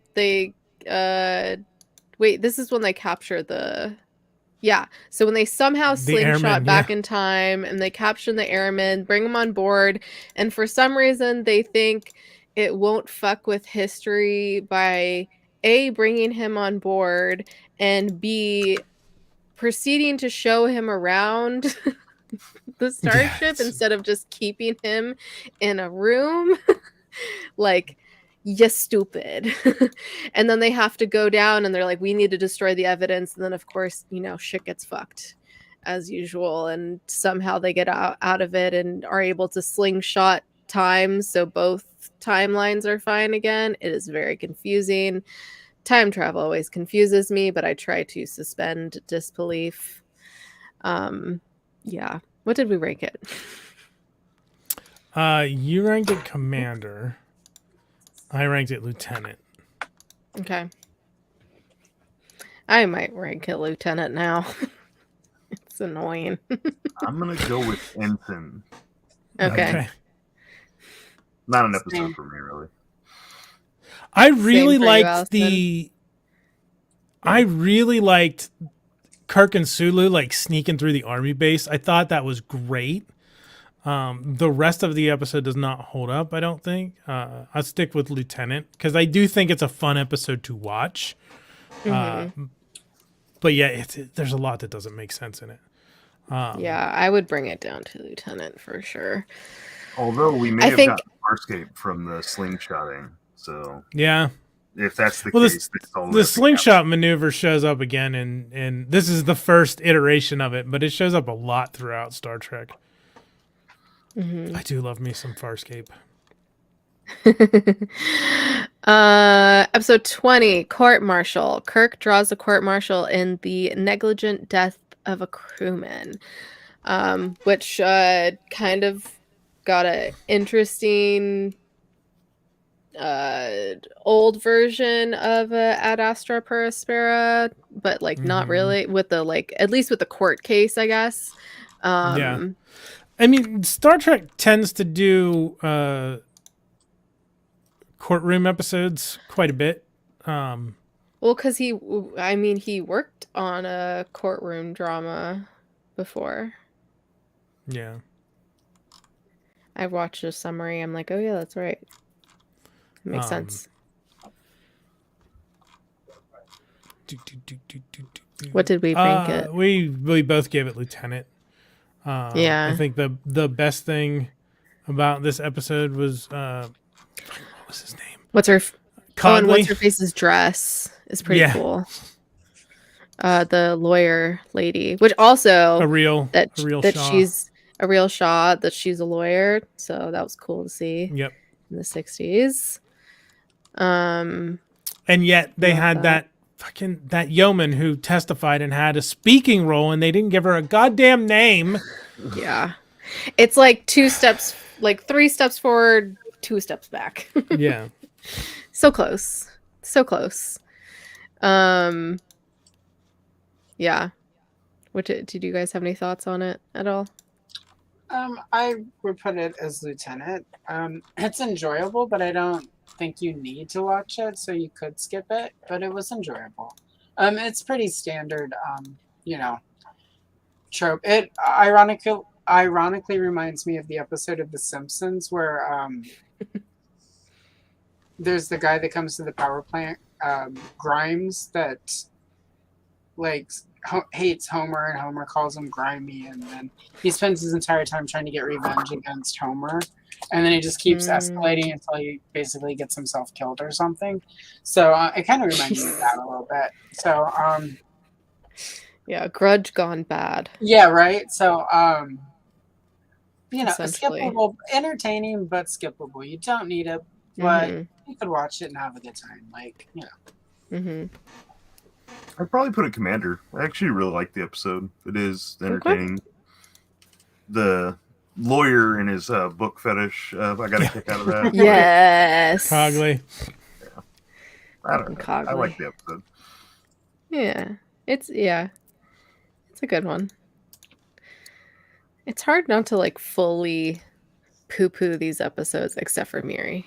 Fuck that. Yeah, except for there's only 3 that we gave unanimous ensigns to: Charlie X, Miri, and then one more that we'll talk about when we get to it. Okay. Next episode 21, The Return of the Archons.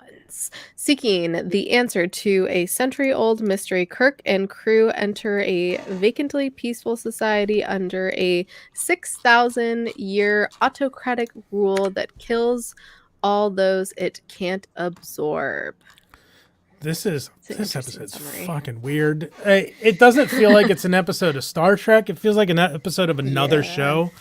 It's the first instance of Kirk talking a computer to death. I mean, there's been several where he destroys the computer, and that's the climax of the episode. Yeah, that was Yes. Oh shit! What episode was that? No, that was last episode. That was court martial. Yeah, right. Yeah. To find the dude on board, they have to eliminate everyone else's heartbeats first. Yeah, and it's literally just a fucking microphone. Yeah, this episode's weird. It doesn't feel like an episode of Star Trek. I felt like I was watching a different show. We still gave it Lieutenant because I don't. I think, but yeah, it's odd. It's just odd. It's an oddball. Do you guys have any specific thoughts? Jinx.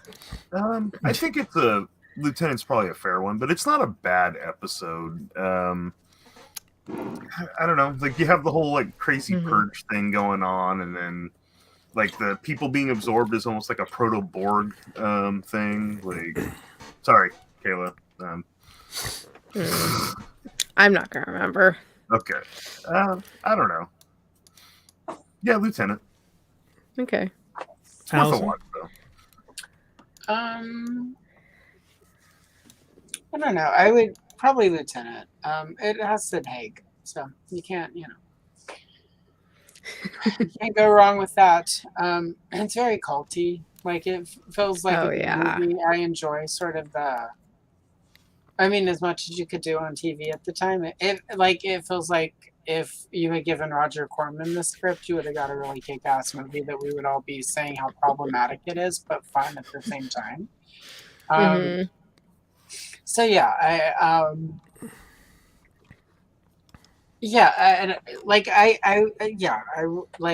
enjoyed it. It could have been so much more. This would be a fun one for someone to sort of get, and you often hear of the corn versions of things. Like, if they were going to do another corn version of Star Trek, why not do this exact episode? Because this one has potential in that arena, as it were. Like, the corn versions of stuff are usually really sort of dumb. Whereas this one lends itself to like that sort of B cinema corniness. So yeah. Anyway, that's my thought. You technically probably could skip it, but it's a lot of fun. Do it. It's a good. Only if you want to. Yeah, that's a good summary. Also, LOL corn. Which did you get that from Swoop in like her terms that she uses instead of things? That's one of the places where I've heard it, but it's pretty common among YouTubers and content, like TikTok and whatever. Often that's how it's referred to as corn. So it was a TikTok thing. Interesting. Yeah, I think it started TikTok and has moved over. It's kind of like unallowed. Yeah.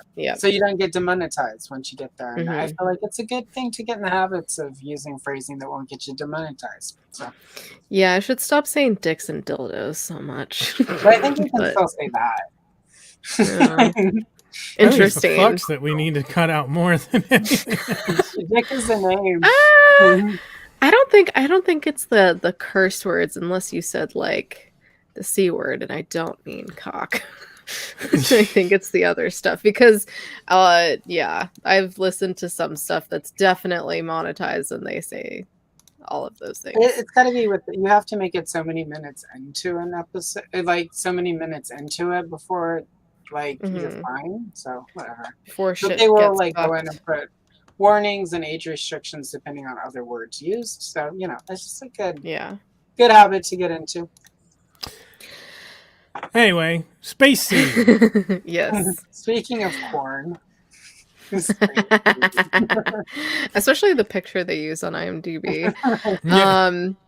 While on patrol in deep space, Captain Kirk and his crew find and revive a genetically engineered world conqueror and his compatriots from Earth's 20th century, aka Khan.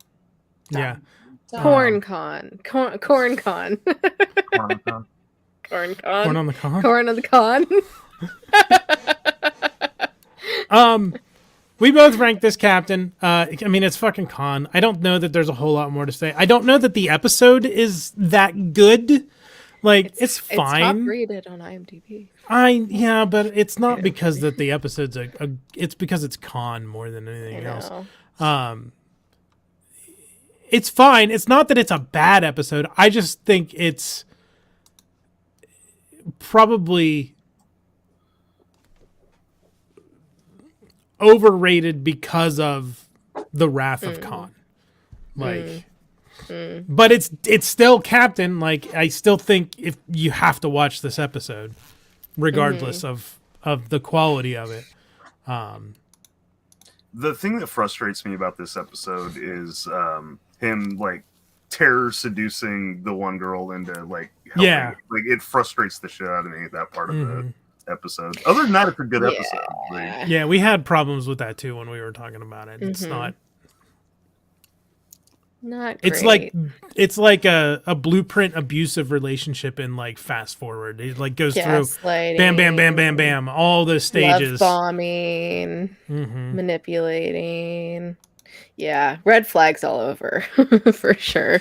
I mean, to be fair, he's a fucking asshole. Khan's not a good person. Like, so it makes sense. It's her that frustrates me, though. It's not him. I get that he's a shitbag, but she is. She's a piece of work too. They deserve each other. Tell us how Allison, you really what do you feel. think? Obviously, this is sort of iconic, and like, if you're any sort of Star Trek person, you should have to watch this just because of the Khan factor. My personal thoughts are like, I now understand where Captain Janeway's second haircut came from, directly from Khan's head. Some of the fashions are bad 70s, even though it was the 60s, so we might have some of that to blame, because Khan definitely has some fashion choices, I guess, that look like I'm looking at the picture, like this little red pajama outfit literally looks like a grandma's nightgown from 1967. So, you know, there's some questionableness here and there, but it is Ricardo Montalban. I can't say it. Ricardo Montalban, whatever. It's the Fantasy Island guy. But I feel like this episode is more iconic because of Khan and because of the Wrath of Khan than it is on its own actual merits. I don't know that it's actually, if you removed Khan and it was just Janeway's haircut through the whole thing, it would definitely not rate as high as it does. Because there's still like the history dump that, like, even though the timeline kind of changes, it does create like some of the historical background for. Yeah. So I mean, there's some significant things, but I just feel like if it weren't, although they kind of changed that in Strange New Worlds. Yeah. Well, they worried about the fact that they said 1999 and here we are 2023 and we haven't had World War III or the eugenics wars yet. But you know, it's a fictional universe, so it should be fine. Yeah. Sorry, I've been watching too many conspiracy theory videos.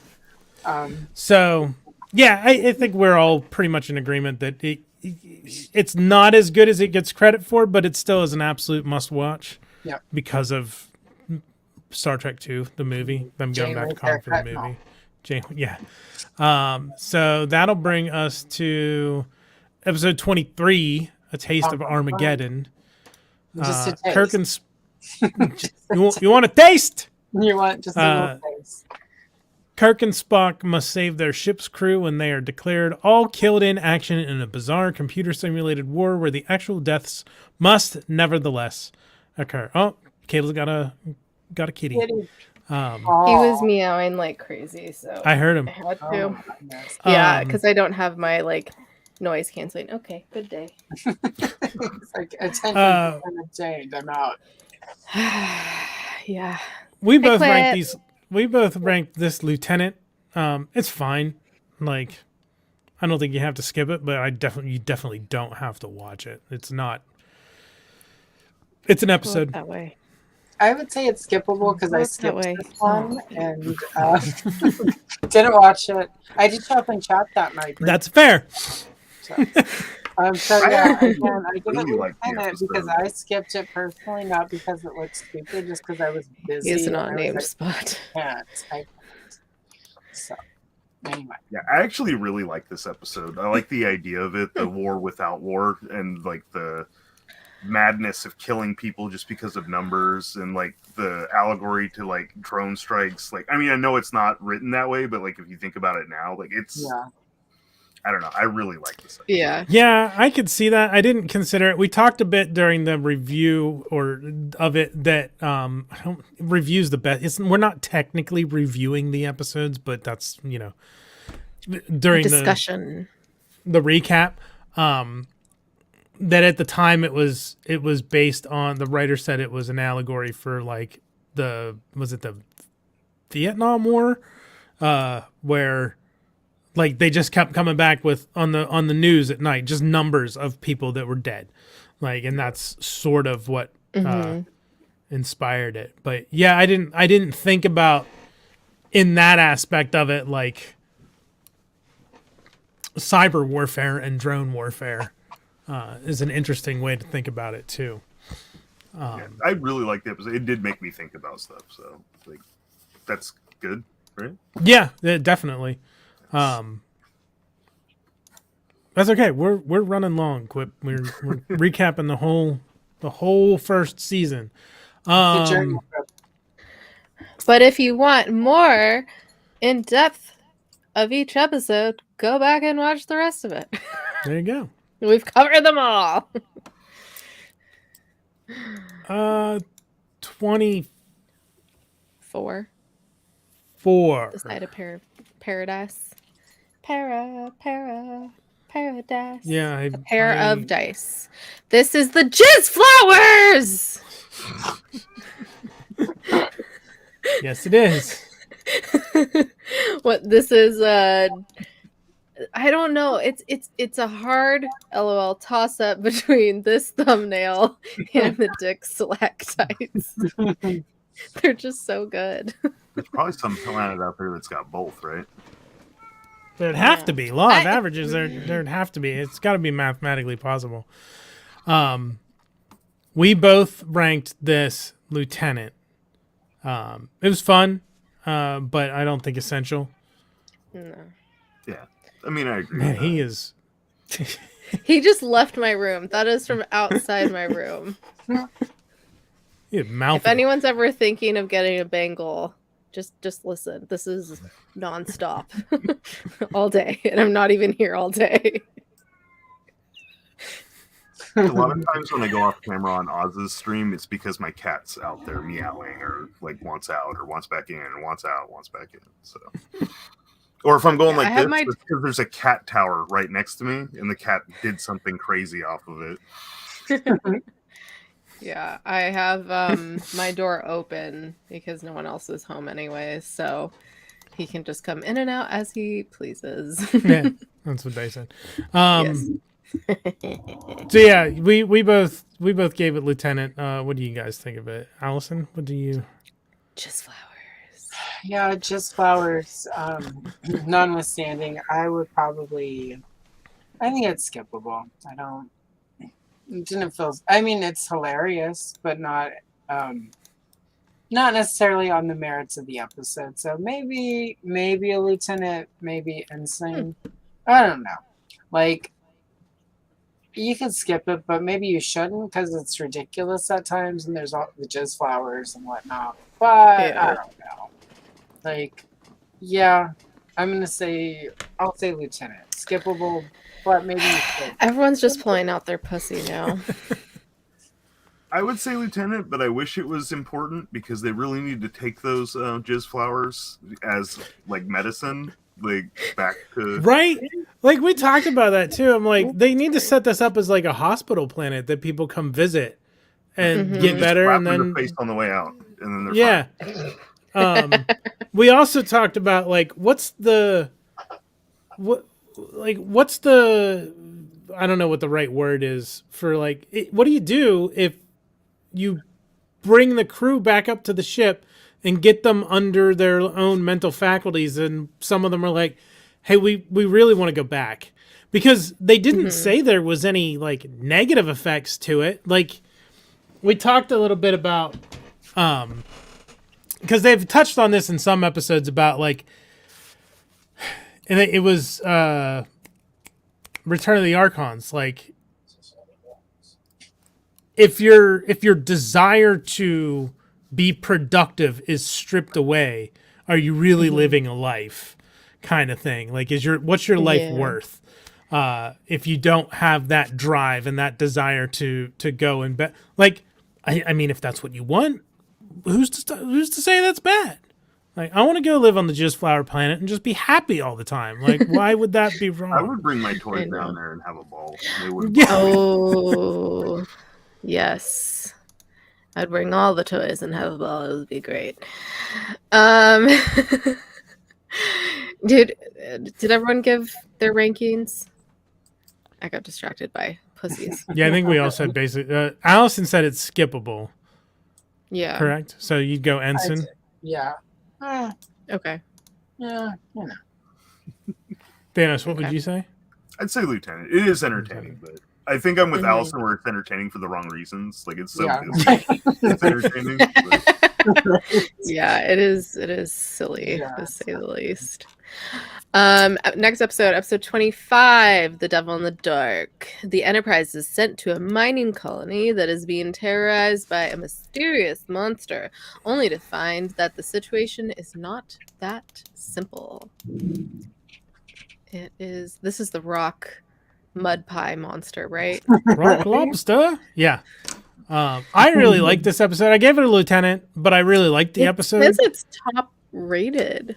Yeah, you gave an ensign. You really did not enjoy this episode. I liked it. It was the same thing over and over again. Yeah, even he agrees. It's the same thing over and over again. But the creature did look like a fucking mud pie with red and orange worms on top of it. I don't know. I felt like I remember thinking, because I specifically remember us talking about, you were like, this felt like it dragged on forever and it was not interesting. And I was like, man, I really felt like it was well paced and snappy and like was really enjoyable. We had completely opposite opinions about it. We did. Actually, I liked it. There. I really liked the sets on it too. Like, it looked different than a lot of the other episodes, which I think is one of the reasons why I enjoyed it so much. I was just like, when we were talking about the trivia for this episode, like the Horta eggs were just like essentially balls that were like playground balls that were spray painted different colors. They love just taking an item and spray painting it to turn it into something else. No, I said on that episode, like, I wanted to take those and like bounce them, and you're like, oh, they are bouncy balls. I was like, oh, okay. Yeah. Allison, what do you think about this one? This is one where it's like, it's probably skippable, but it's so ridiculously fun that you can't, because like the Horta looks like sort of like s'mores gone wrong, and like then you got balls, and like it's yeah, like it shouldn't be good, and it technically isn't good, but it's a lot of fun.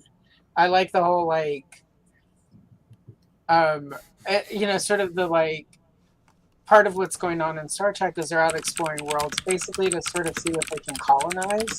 And this is a typical like colonizer gone wrong story where it's like they've colonized this planet to mine it with no concept of the indigenous life forms on it, and like then they kill a bunch of basically crunch and destroy a bunch of eggs and then get eaten by like a s'mores monster because they're being stupid colonists and not like actually trying to like work with the indigenous population. So like I liked it just because it's ridiculous monster. There's like some nice subtext to it. But there's really not technically. I mean, what's really there is me seeing a lot more into it than maybe they intended, or maybe not, because Spock uses his Vulcan mind powers to speak with it and communicate, and we were only protecting our youth. So yeah, I mean, I like it. This is actually one of my probably favorite. And it's also just kind of out there. It's like a Star Trek.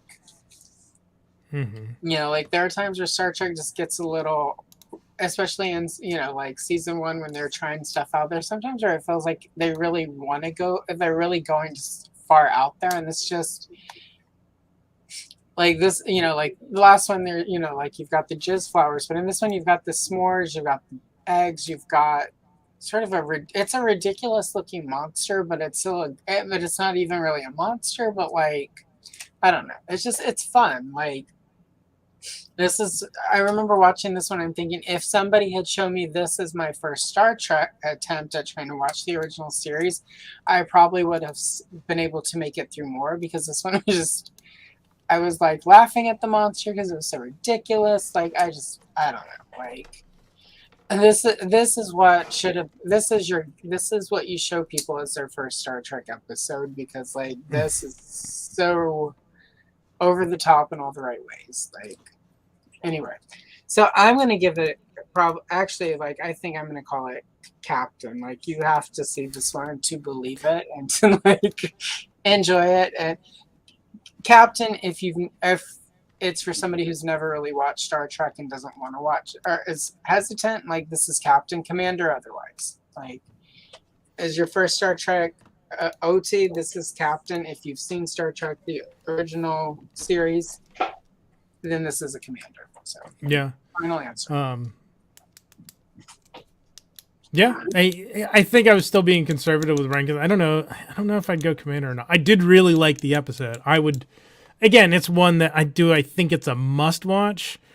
Probably not, but it's definitely a recommended watch if you have time. So, Dennis, what did you say, Lieutenant 2? Or I would actually put it probably like I know it's not a must watch, but I'm with Allison. I think Captain. Like it was one of my favorite episodes of the season. Like it was entertaining. I liked the idea that like, oh, it's this monster. It's like, you guys are the fucking monsters. Like, yeah.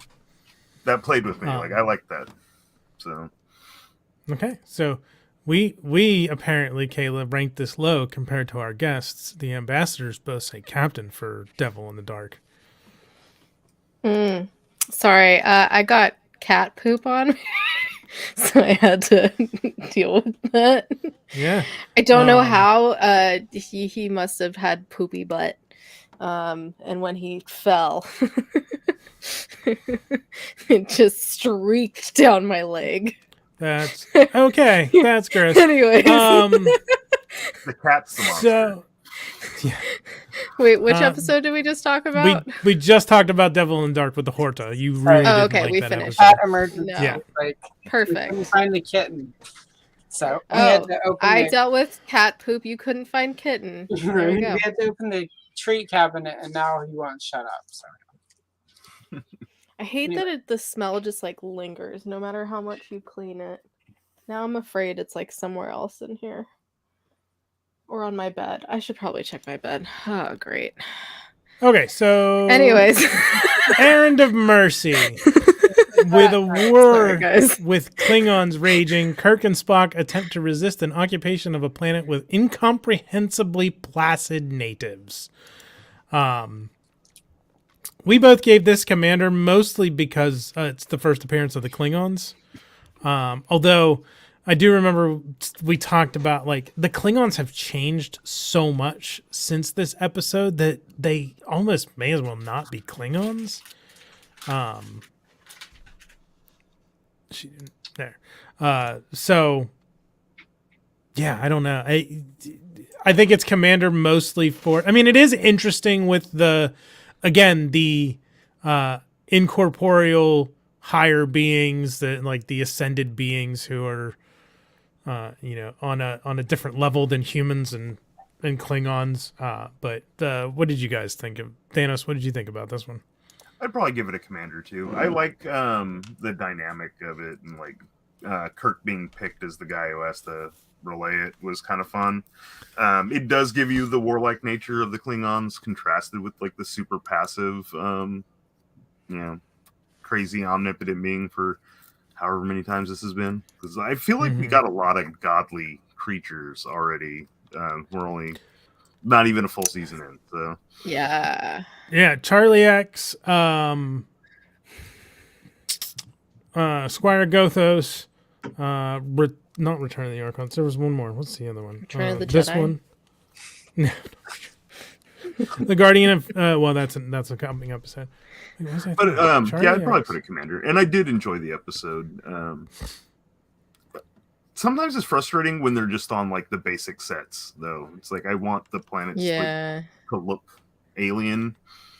Yeah, mm-hmm. we were getting fatigued on the use of Vasquez rocks by this point. Yeah, for real. It was entertaining, but yeah. Allison, how about you? I would probably say Commander just because of the Klingons. But otherwise, I mean, sort of almost like with the Romulan episode, I don't know if the episode on its own is significant, but because it introduced the Klingons, it becomes. And it's interesting how different they... Well, I mean, technically not, but like there's no forehead for them in the same way. And they look a lot more ethnic in the original version in a way that's kind of weird. But so I'm glad they fixed that later on. But it still feels like this is an important episode if you're doing Star Trek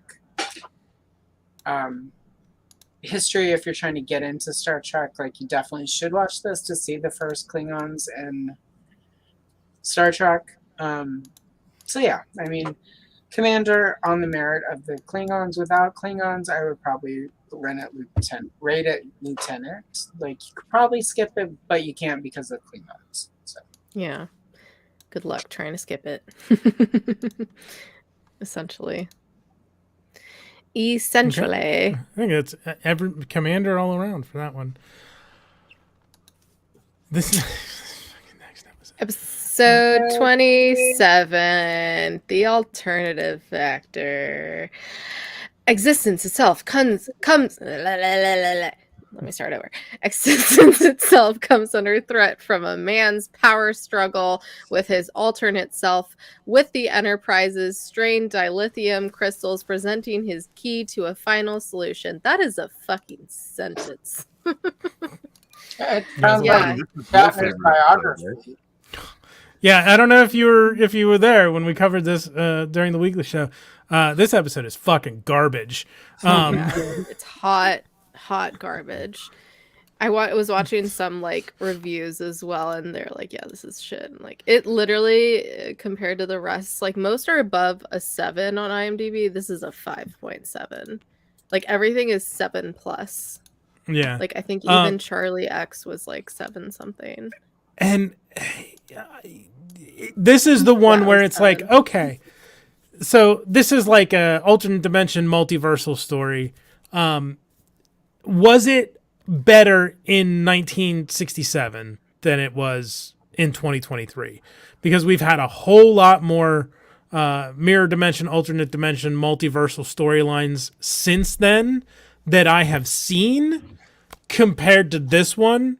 So this episode is awful in my current perspective from what I've seen.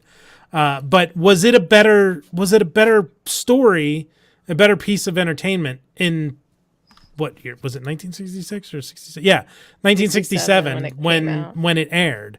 March 30th to be exact. I think there was a kernel of a good story in there, and it just kept kind of flip-flopping like for most of the episode. It was the same scene again. Yeah, that's what I mean. Like it was just like and then like them being like so locked in eternal combat for the good of the universe. Like that's kind of a nifty little thing, but yeah. Except it's not. I think it was somewhat clever the way they did the negative, like inverted colors for that. But I said during the review, like half the episode is what's his name? What's his nuts? Yeah. Do you want me to look it up? Giotto? Ghost Star? Is this the right? No, that's the Devil in the Dark. Sorry, hang on. That's Errand of Mercy. Alternative Factor. What's the dude's name? They don't even get his name until like Lazarus. Yeah, Lazarus. Half the episode you don't get it for a while. Half the episode is Lazarus stumbling through hallways, like literally. That's what I mean. Like it felt like they just kind of like didn't know what to do, and then they had like an idea and an ending, and they didn't know how to get like there. It was just like nothing for most of the episode. Yeah. Any other Allison, thoughts? how about you? Yeah, Allison. You know, it's an episode. It is. They succeeded in making an episode of television. I think this one is more interesting for sort of the behind the scenes stuff that I looked up with, like Drew Barrymore's dad was supposed to be Lazarus. He didn't show up. He got suspended because they filed a grievance. So they got the actor who played Lazarus at the last minute. Like, I do feel like if we had gotten John Barrymore as Lazarus, like it would have been different. I don't know why suddenly I'm having a hard time saying Lazarus. I don't know. It's a hard. We were struggling when we were talking about it. I have like a weird list with it, so I apologize to anyone named Lazarus or whatever. Whatever your name is, I'm sorry you're named after a dude who died and came back a couple of times or whatever. But like this one in the Bible. Allegedly. Allegedly. Remember, Allison? Allegedly. It's also Batman. Batman has the Lazarus pit. Anyway, I'm not going to say any more because it's part of the talk. But so yeah, like this one is interesting because of the behind the scenes stuff. But for the episode itself, it's just utterly. It's there, like. It's sort of like Little Caesar's pizza. Like if you put it down in front of me, I'll probably eat it, but I'm not going to remember it, enjoy it, or ask for it again. So, and I might get diarrhea no round two. Yeah, I have to say, Little Caesar's pretzel crust pizza is kind of amazing. But that's like the draw. Allegedly. But yeah, like so, I have the background info here. I talked about this in the facts and moments, or the episode trivia. John Drew Barrymore. What the fuck is facts and moments? Yeah, I don't know. Drew Barrymore's dad was supposed to play Lazarus, decided not to the day before. He's like, "Yo, I'm not coming." So they got William Shatner's friend to play the role. And then they filed a grievance against him with the Screen Actors Guild, and it led to him being unable to attain acting work for 6 months in 1967. He is essentially suspended. Damn. So did they throw out part of the script, and that's why he's just stumbling around for it? He didn't have time to learn the lines? Or? I don't know. Yeah, we both ranked this Ensign. I was tempted to say it's not even Kicked out of Starfleet. Yeah, like dishonorably discharged, but I wasn't gonna break the ranking system for this fucking episode. Not worth it. I think our coverage is more entertaining than the episode itself, if I do say so myself. Probably. I did think about Cadet, but no, it's just. I mean, how do you get lower than skip this episode? Like, it's skippable. It's definitely skippable. Like, don't watch this episode under any circumstances. Don't let other people watch to the wall. Anyway, we've talked about this garbage dumpster fire way too much. Episode 28, City on the Edge of Forever. Also top rated on IMDb. When a temporarily insane Dr. McCoy accidentally changes history and destroys his time, Kirk and Spock follow him to prevent the disaster, but the price to do so is high. The rent is too damn high. Yeah, I mean, I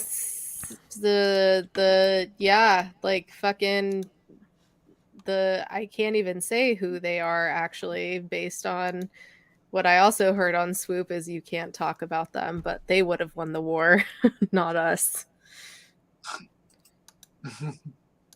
If she lived. Oh, like you can't say that word on YouTube? You can't say. They don't. Like even it. in a historical context. I'm not gonna try. I'll get banned off my own channel. I won't. The it's weird. I can say yes. It's like you can say dick, but like you can't say these horrible people's names. So interesting. I hadn't heard that. Anyway, yeah. This is a highly regarded episode, and I remember talking. The bad people. I remember talking during it about like. Famously written by Harlan Ellison, but looking into it, like there's 2 lines of his script left in the filmed. Like he had fuck all to do with this episode. He gets all the credit for it, but like the episode as recorded is 2 of his lines remain. Like maybe the initial concept is his, but I feel like he gets far too much credit for an episode that really is not something that he had anything to do with. Not to say that he's not a brilliant science fiction writer, because he's highly regarded as a writer of science fiction. His Star Trek episode apparently was bad. Like, not bad, but it was like he didn't understand the characters and the world of Star Trek, the way that it was presented. The episode's still good. I ranked it Captain because of its significance and 50 years of people saying this is a great fucking episode. Kayla was not as hot on this episode. She ranked it Commander. That's still a good ranking. Right. Yeah, it's still a good ranking. Like, it's still watch it if you have time, but she didn't think it's essential. Yeah. I think you have to watch it because of all the, like, the history and the, what's the word? I think I would change it to Captain now, that even though, like, we just did it not too long ago. Although when we recorded it was longer ago. It's good. I don't know what I the wouldn't word say I'm my like. favorite. The myth, the legend, the aura behind like the reputation of the episode. I can't think of the word now either. It's like reputation. Yeah. I don't know. Initially, I thought I was going to break the ranking system for this and call it Admiral, but I did not. It's like it's good. I don't know. I still think that it just wasn't the best. Yeah, you liked the next episode more, but yeah, I liked the next episode more. What did you guys think of City on the Edge of Forever? I think this is one where it's like its reputation is, its bark is bigger than its bite. It's good. It's got a lot of big things. It's got Joan Collins. How can you go wrong with Joan Collins? Yeah. Unless you're one of her ex-husbands, obviously that's always going to go wrong. But again, like this one, because it has been with, you know, the sort of Harlan Ellison of it all, it had been really built up for me. So like, and this is not one that I had even attempted to watch before. So this is one I watched as part of you guys watching it, and I felt underwhelmed based on what my expectations are. So I would say if you don't have any expectations with it, it might play better. But for me, I wasn't even underwhelmed. It's like, you know, you can be overwhelmed and you can be underwhelmed. But can you just be whelmed? Yes, you can. And this was the episode where I was whelmed. I wanted to like it more than I did. I wanted to be. And this is sort of with the other time travel episode they did, which I mean I'd watched months before this one because of just how these are. You know, you're doing them week by week. In general, I think as a kid, I loved the time travel type episodes more. I think now that I'm old, and I've lived long enough to basically remember olden times, I don't appreciate time travel episodes as much. I just at this point understand like we had a budget deficit. Here's a cheap way to like use some soundstage stuff for our show, and you know, and again, they did rip Allison's script apart, which I found out after the fact. But again, I didn't go and research it like Johnny did. So apparently, like his script wasn't good. But I don't know. He had a lot of infighting between the crew, and the characters were saying things that didn't fit with them. So basically, he's translated the behind the scenes stuff to the so kind of. It was more of someone's dealing drugs on the Enterprise, and people get killed. So yeah, behind the scenes. Okay, it was behind the scenes before we had that. Did this happen? Yeah, that's not. No, it I don't know what he's talking about. Is what he's saying. Oh, I see. Oh, maybe in the script. Maybe I don't recall that. I know Harlan's original script was turned into a comic book. I started to read it, but I was like, there's people dealing drugs on the Enterprise and other stuff. Yeah. However you get. Yeah. But I wanted. You don't need the money. What's the? I'm gonna deal drugs just to get people fucked up. Like, yeah. I think the word I was looking for in place of reputation was renown. The renown of this episode. That makes sense. Yeah. Okay. I actually like this episode more than I thought I would, because I usually don't care for when they're like in present time kind of episodes. Or not present, I guess, but past. But the acting on the episode's really good. Mad McCoy, like just skipping and raving, was super entertaining. And then the whole tragedy of like she had to die and Kirk was in love with her, and like I thought like he actually played that pretty well, even though it probably never comes up. Again. He did. But, yeah, he says at the end, his last line is "Let's get the hell out of here," which is like the only time that phrase is spoken in Star Trek.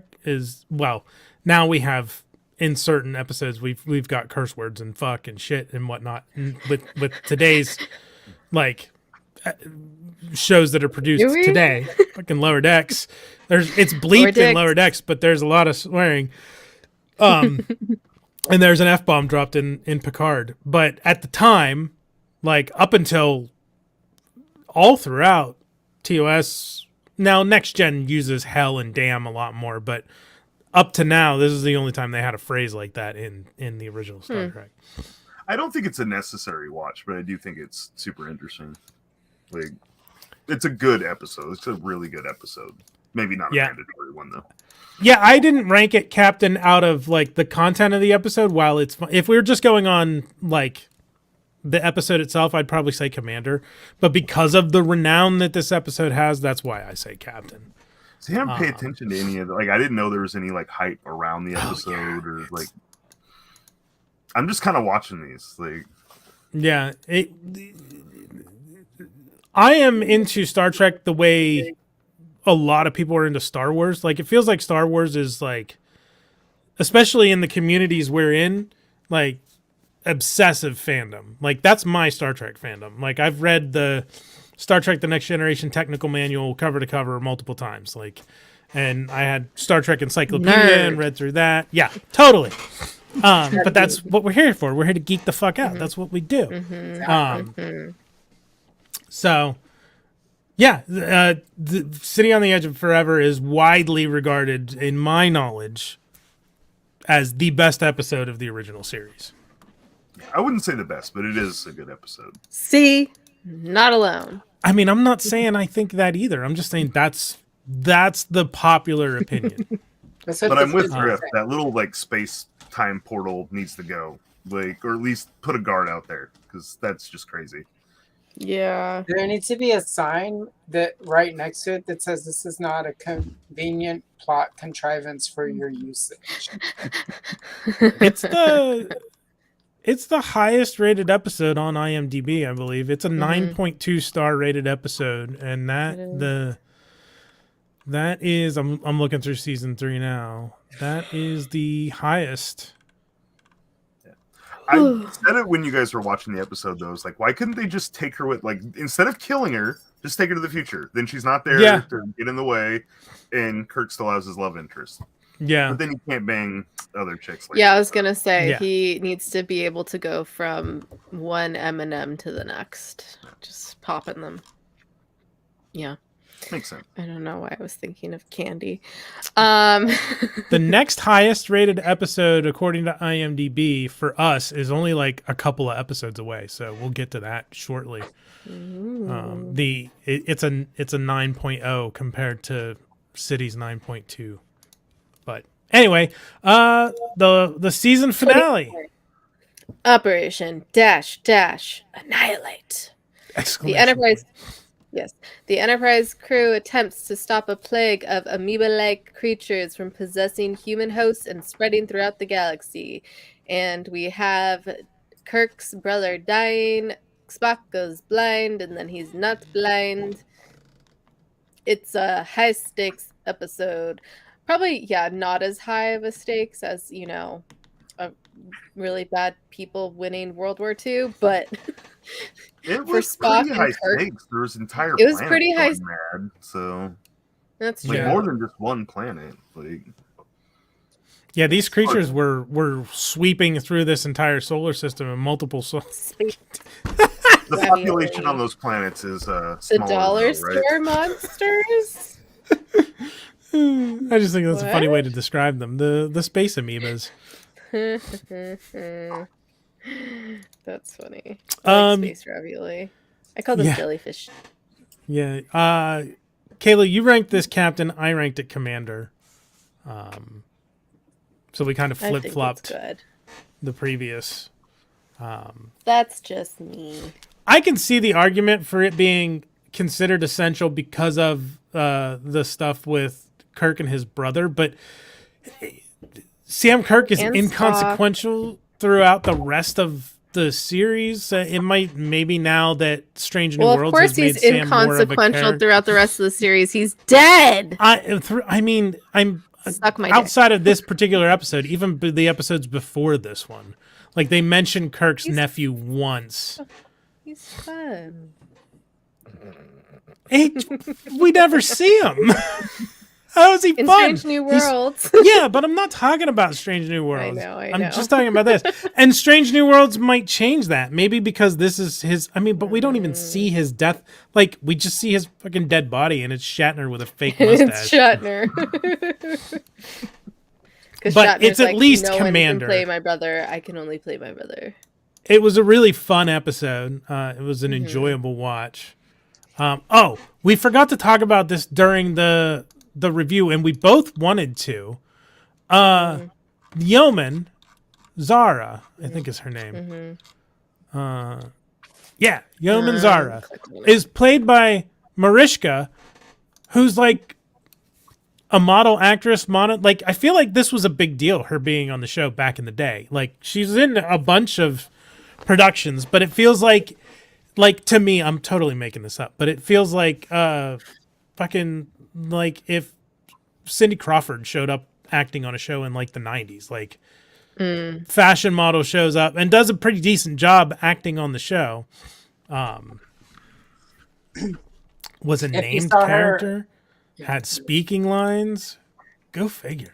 If you saw that movie with Cindy Crawford, fair game, you'll understand it was not a big deal, and it's a good reason you don't hire models to be in your movie. Or Transformers 3 with what's her face? Any Transformers movie with any actor in them. 3 was the one where it was like an hour and a half for him looking for a job, right? Yeah. It is Shia LaBeouf. I mean, he is still looking for a job to this day. So, it's his real life. Yeah, Megan Fox being Megan Fox, but justice for Megan. Megan, anyway. I was gonna say justice for Megan for sure. She is a bi icon that got swept away and sexualized to the nth degree. But yeah, the Yeoman Zara is cool. She's a cool character. I have a bad analogy, but you get what I'm saying. Like, I feel like it was probably a big deal that this person was on the show. I don't think she shows up in anything else, which I think is kind of a shame. Like the yeoman get the fucking shaft and not the one that you would want. That's in the cornbread. Rapper Taquio made headlines today, but not the good kind like you want. I love Frisky Dingo. Frisky Dingo is great. It's fantastic. That second season is just, so absurd that I love it. Nobody else knows what we're talking about. Nope. Absolutely no idea. It's a great show. It only ran 2 seasons. The episodes are short. You guys should totally check it out at some point. What's it on? It was on Adult Swim. It was on Adult Swim. I don't know what Dango it's on Max. You can stream it on Max. It's really easy to stream because each season's like an hour and a half movie because they're 15-minute episodes and there's like 12. Oh damn. So, but the first season is a little rough to get through. Kayla, you'd actually love it. There's a lot of Lord of the Rings jokes in the first season. Weird, but once you get to the second episode, I feel like it's just hilarity from then on. So, okay. Hey, I will say I think I have not watched it recently, but I am 100% sure that maybe 25% of the jokes in that show probably have not aged well. That's probably true. When did it come out? Early 2000s? Late 2000s? Yeah. Okay. Aged well in 10 years. 15 years. That's sad. I don't know. It's been a while. Yeah, 2006 to 2008.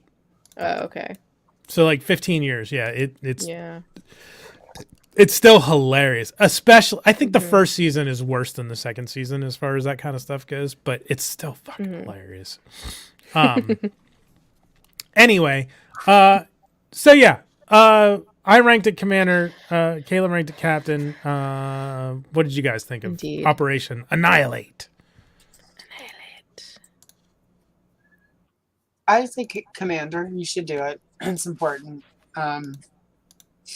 The amoeba-ness and the William Shatner as his own brother-ness of it, maybe because of those. Yeah, it feels like this one is a big episode, even though the brother apparently doesn't. Again, I haven't watched much of these, so after the season, it's not like you give up on this season of a show and then randomly pick further future seasons or whatever. So I didn't realize he didn't show up again, but yeah, taken as is, it seems like it would be bigger than maybe that. So yeah, I would give it Commander. Like, you should watch this one. This one seems big and important, and yeah, I don't know. Watch it. You should watch it.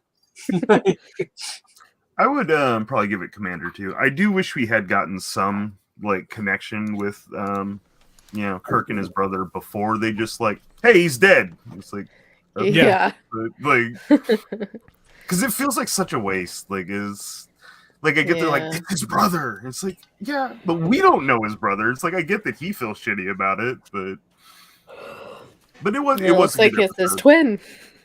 Yeah, it was just like him. It was a good episode. I would say Commander. The character moments are good on it. The Spot getting his eyes back at the end is a little weird too. Like just the oh no, we got another thing because the Vulcan. Yeah, he's like because our sun is really bright. We have like a cat's or eyelid. Is it cats that have the two? Yeah. Yeah. Yeah. But it was good. I'd put it at Commander. Okay. Nice. I'm the only one with Captain then. That's fine. You're the only one Captain. It's okay.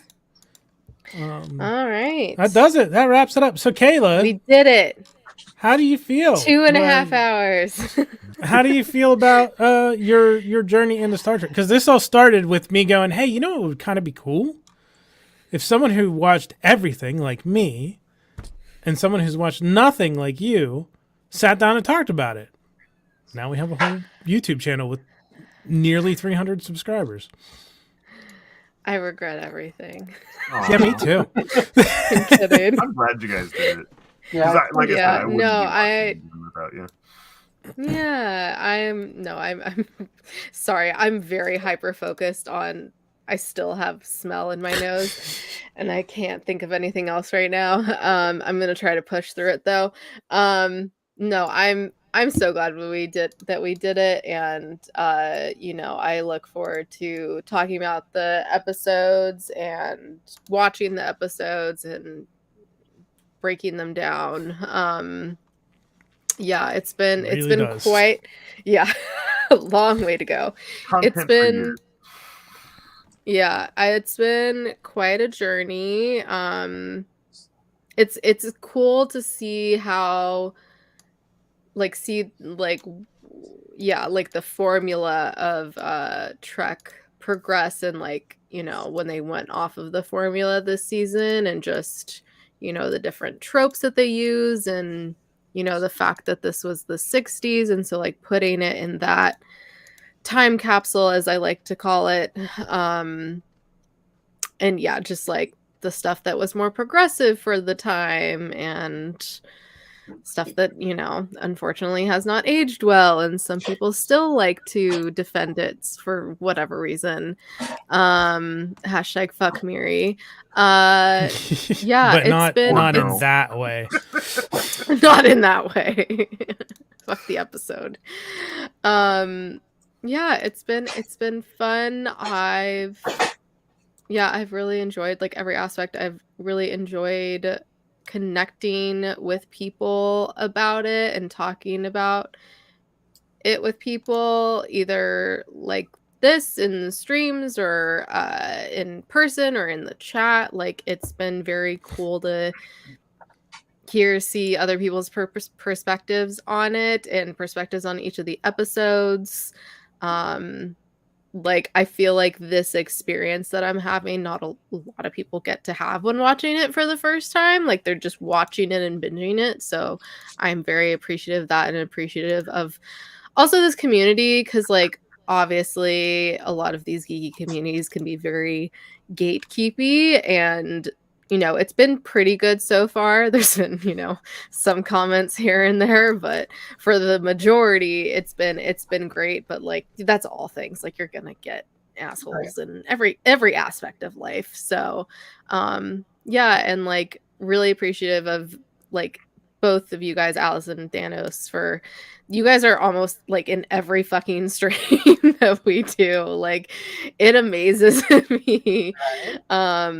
And just talking to you guys about it has been great, and people's just vast knowledge of Trek is just so fascinating to me. I mean, it's like any other fandom, but just because I know there is so much of it, and obviously especially Johnny's knowledge of it, and it's fascinating, as Spock would say. So it's been great, and I'm looking forward to 10, 15, 20 more years of this shit, because that's how long it's going to take us. It's going to take a while. Forever. Yeah, we might have to rethink our strategy at some point. I don't know. We'll see if we get sick of each other. Yeah. Well, you know. All right, I think that wraps it up. Yeah. Thanos, anything you want to pimp out before we go? Plug. Interesting Peg. choice of words. So probably this weekend. I was going to do it earlier in the week, but it'll probably be on the weekend because I've been super busy lately. Is my Naughty November retrospective. People don't know I'm a amateur toy photographer. I have a channel on YouTube where I go over my toy photos from Instagram. I post daily on Instagram. Check me out on Wednesdays for Hump Days. Fridays, Fisto Friday. And the rest of the week is just kind of whatever. Right now, I'm in the middle of my Hanukkah. The start of my Hanukkah shots. I had Kitty Pryde and Lockheed lighting the first light. That was tonight. a good one. So, every day on Instagram, every weekend on YouTube. So, love. Allison, what about you? What do you have coming up? Where can by the way, find you? Congrats on 300. I did. Sort of my goal for the channel was to hit 300 by the end of this year, so I'm a little early, which gives me room for those 2 or 3 people who will unsub by the end of the year, and I'll pick up a few. Just hit 300. Retro Toy Princess here on YouTube. Right now, I'm at the tail end of my 6 months of daily shorts, and I'm actually doing 2 daily shorts because I'm doing a short every day for Christmas. Tomorrow will be the last of the Raggedy Ann and Andy Christmas stuff, and then there'll be some more different toy properties through Christmas Day. Let's see. There's stuff. Tomorrow I'm probably actually going to do a live stream just by myself to practice some camera equipment. I'll be coloring most likely Princess of Power stuff, just to practice with the camera and stuff. And so if anyone's on YouTube tomorrow and sees me live, jump in. On Sunday, during the day or sometime during the day. I'm off work tomorrow. My day job is out, and Saturday I'm spending time doing day job stuff for our holiday party. So I'm gonna just jump on and practice stuff. Sunday I have Jonathan from Nostalgia Unboxed joining me on my Coloring With series of live streams. We're gonna color a page from Teenage Mutant Ninja Turtles, so definitely pop in. Because it's in addition to his toy tubery, Jonathan actually is a pretty amazing artist. So we're going to obviously be more about the art side of what he does than the toy side, if I can sit up straight. Missed it. So there's that. And then on Monday, I'll have a collection of shorts because I am taking all of my daily shorts and compiling them into a video, since some people don't like going into the short side of things. So those will be there. So that's the foreseeable future. And I have some actual non-coloring toy content that I am editing and working on, but most of that will be happening the week of the 27th in honor of Carrie Fisher leaving us so many years ago. So I've got some Carrie Fisher, Princess Leia stuff coming, but a little too soon to announce. So that's it. You heard it here. We have Stranger Things Season 2, Episode 3 and 4 next Thursday. Shauna Ladd from The Sundered Veil will be joining us for that. Wednesday, yes. Next Thursday will be Episode 1 of Season 2 of Trek ReTrek. And you're doing something tomorrow, correct? Yes, I'm going to be on toy therapy on Payne's toy samples, and I'm very excited because it'll probably be a lot more fun than my actual therapy that I'm having tomorrow as well. So looking forward to that. It'll be a great way to start the weekend and decompress from the day. I literally, just for him, I finally redid all my shelves and put things away that have been just sitting on my floor for over 6 months, like the last 6 months. So, and I mean, I happen to also be home for a week, which like never happens that I'm here for that long.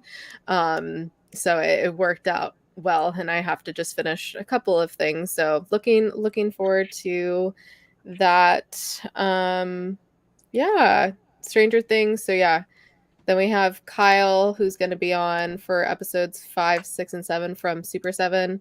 And then for the last 2 episodes, we have Vector on, which I'm very excited for. Stranger Things Season 2.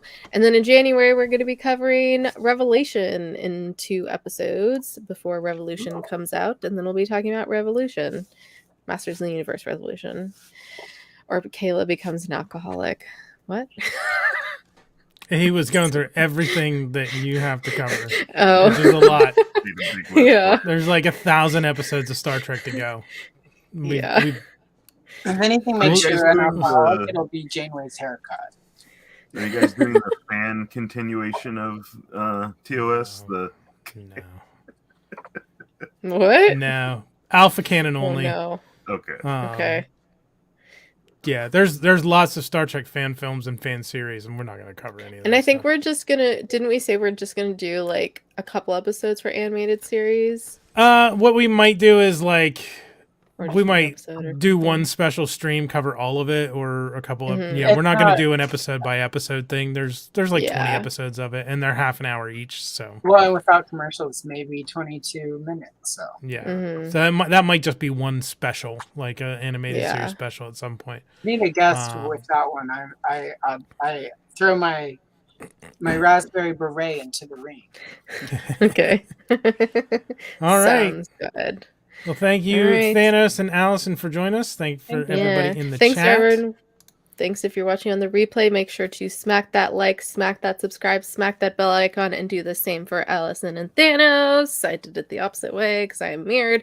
And if you want to follow us, you can follow us at GTFO channel on all the socials. Or if you want to email us, our email is channelgtfo@gmail.com. I think that's it. So until next time, peace and long life. Live long and prosper. Happy Hanukkah. Happy holidays. Molly.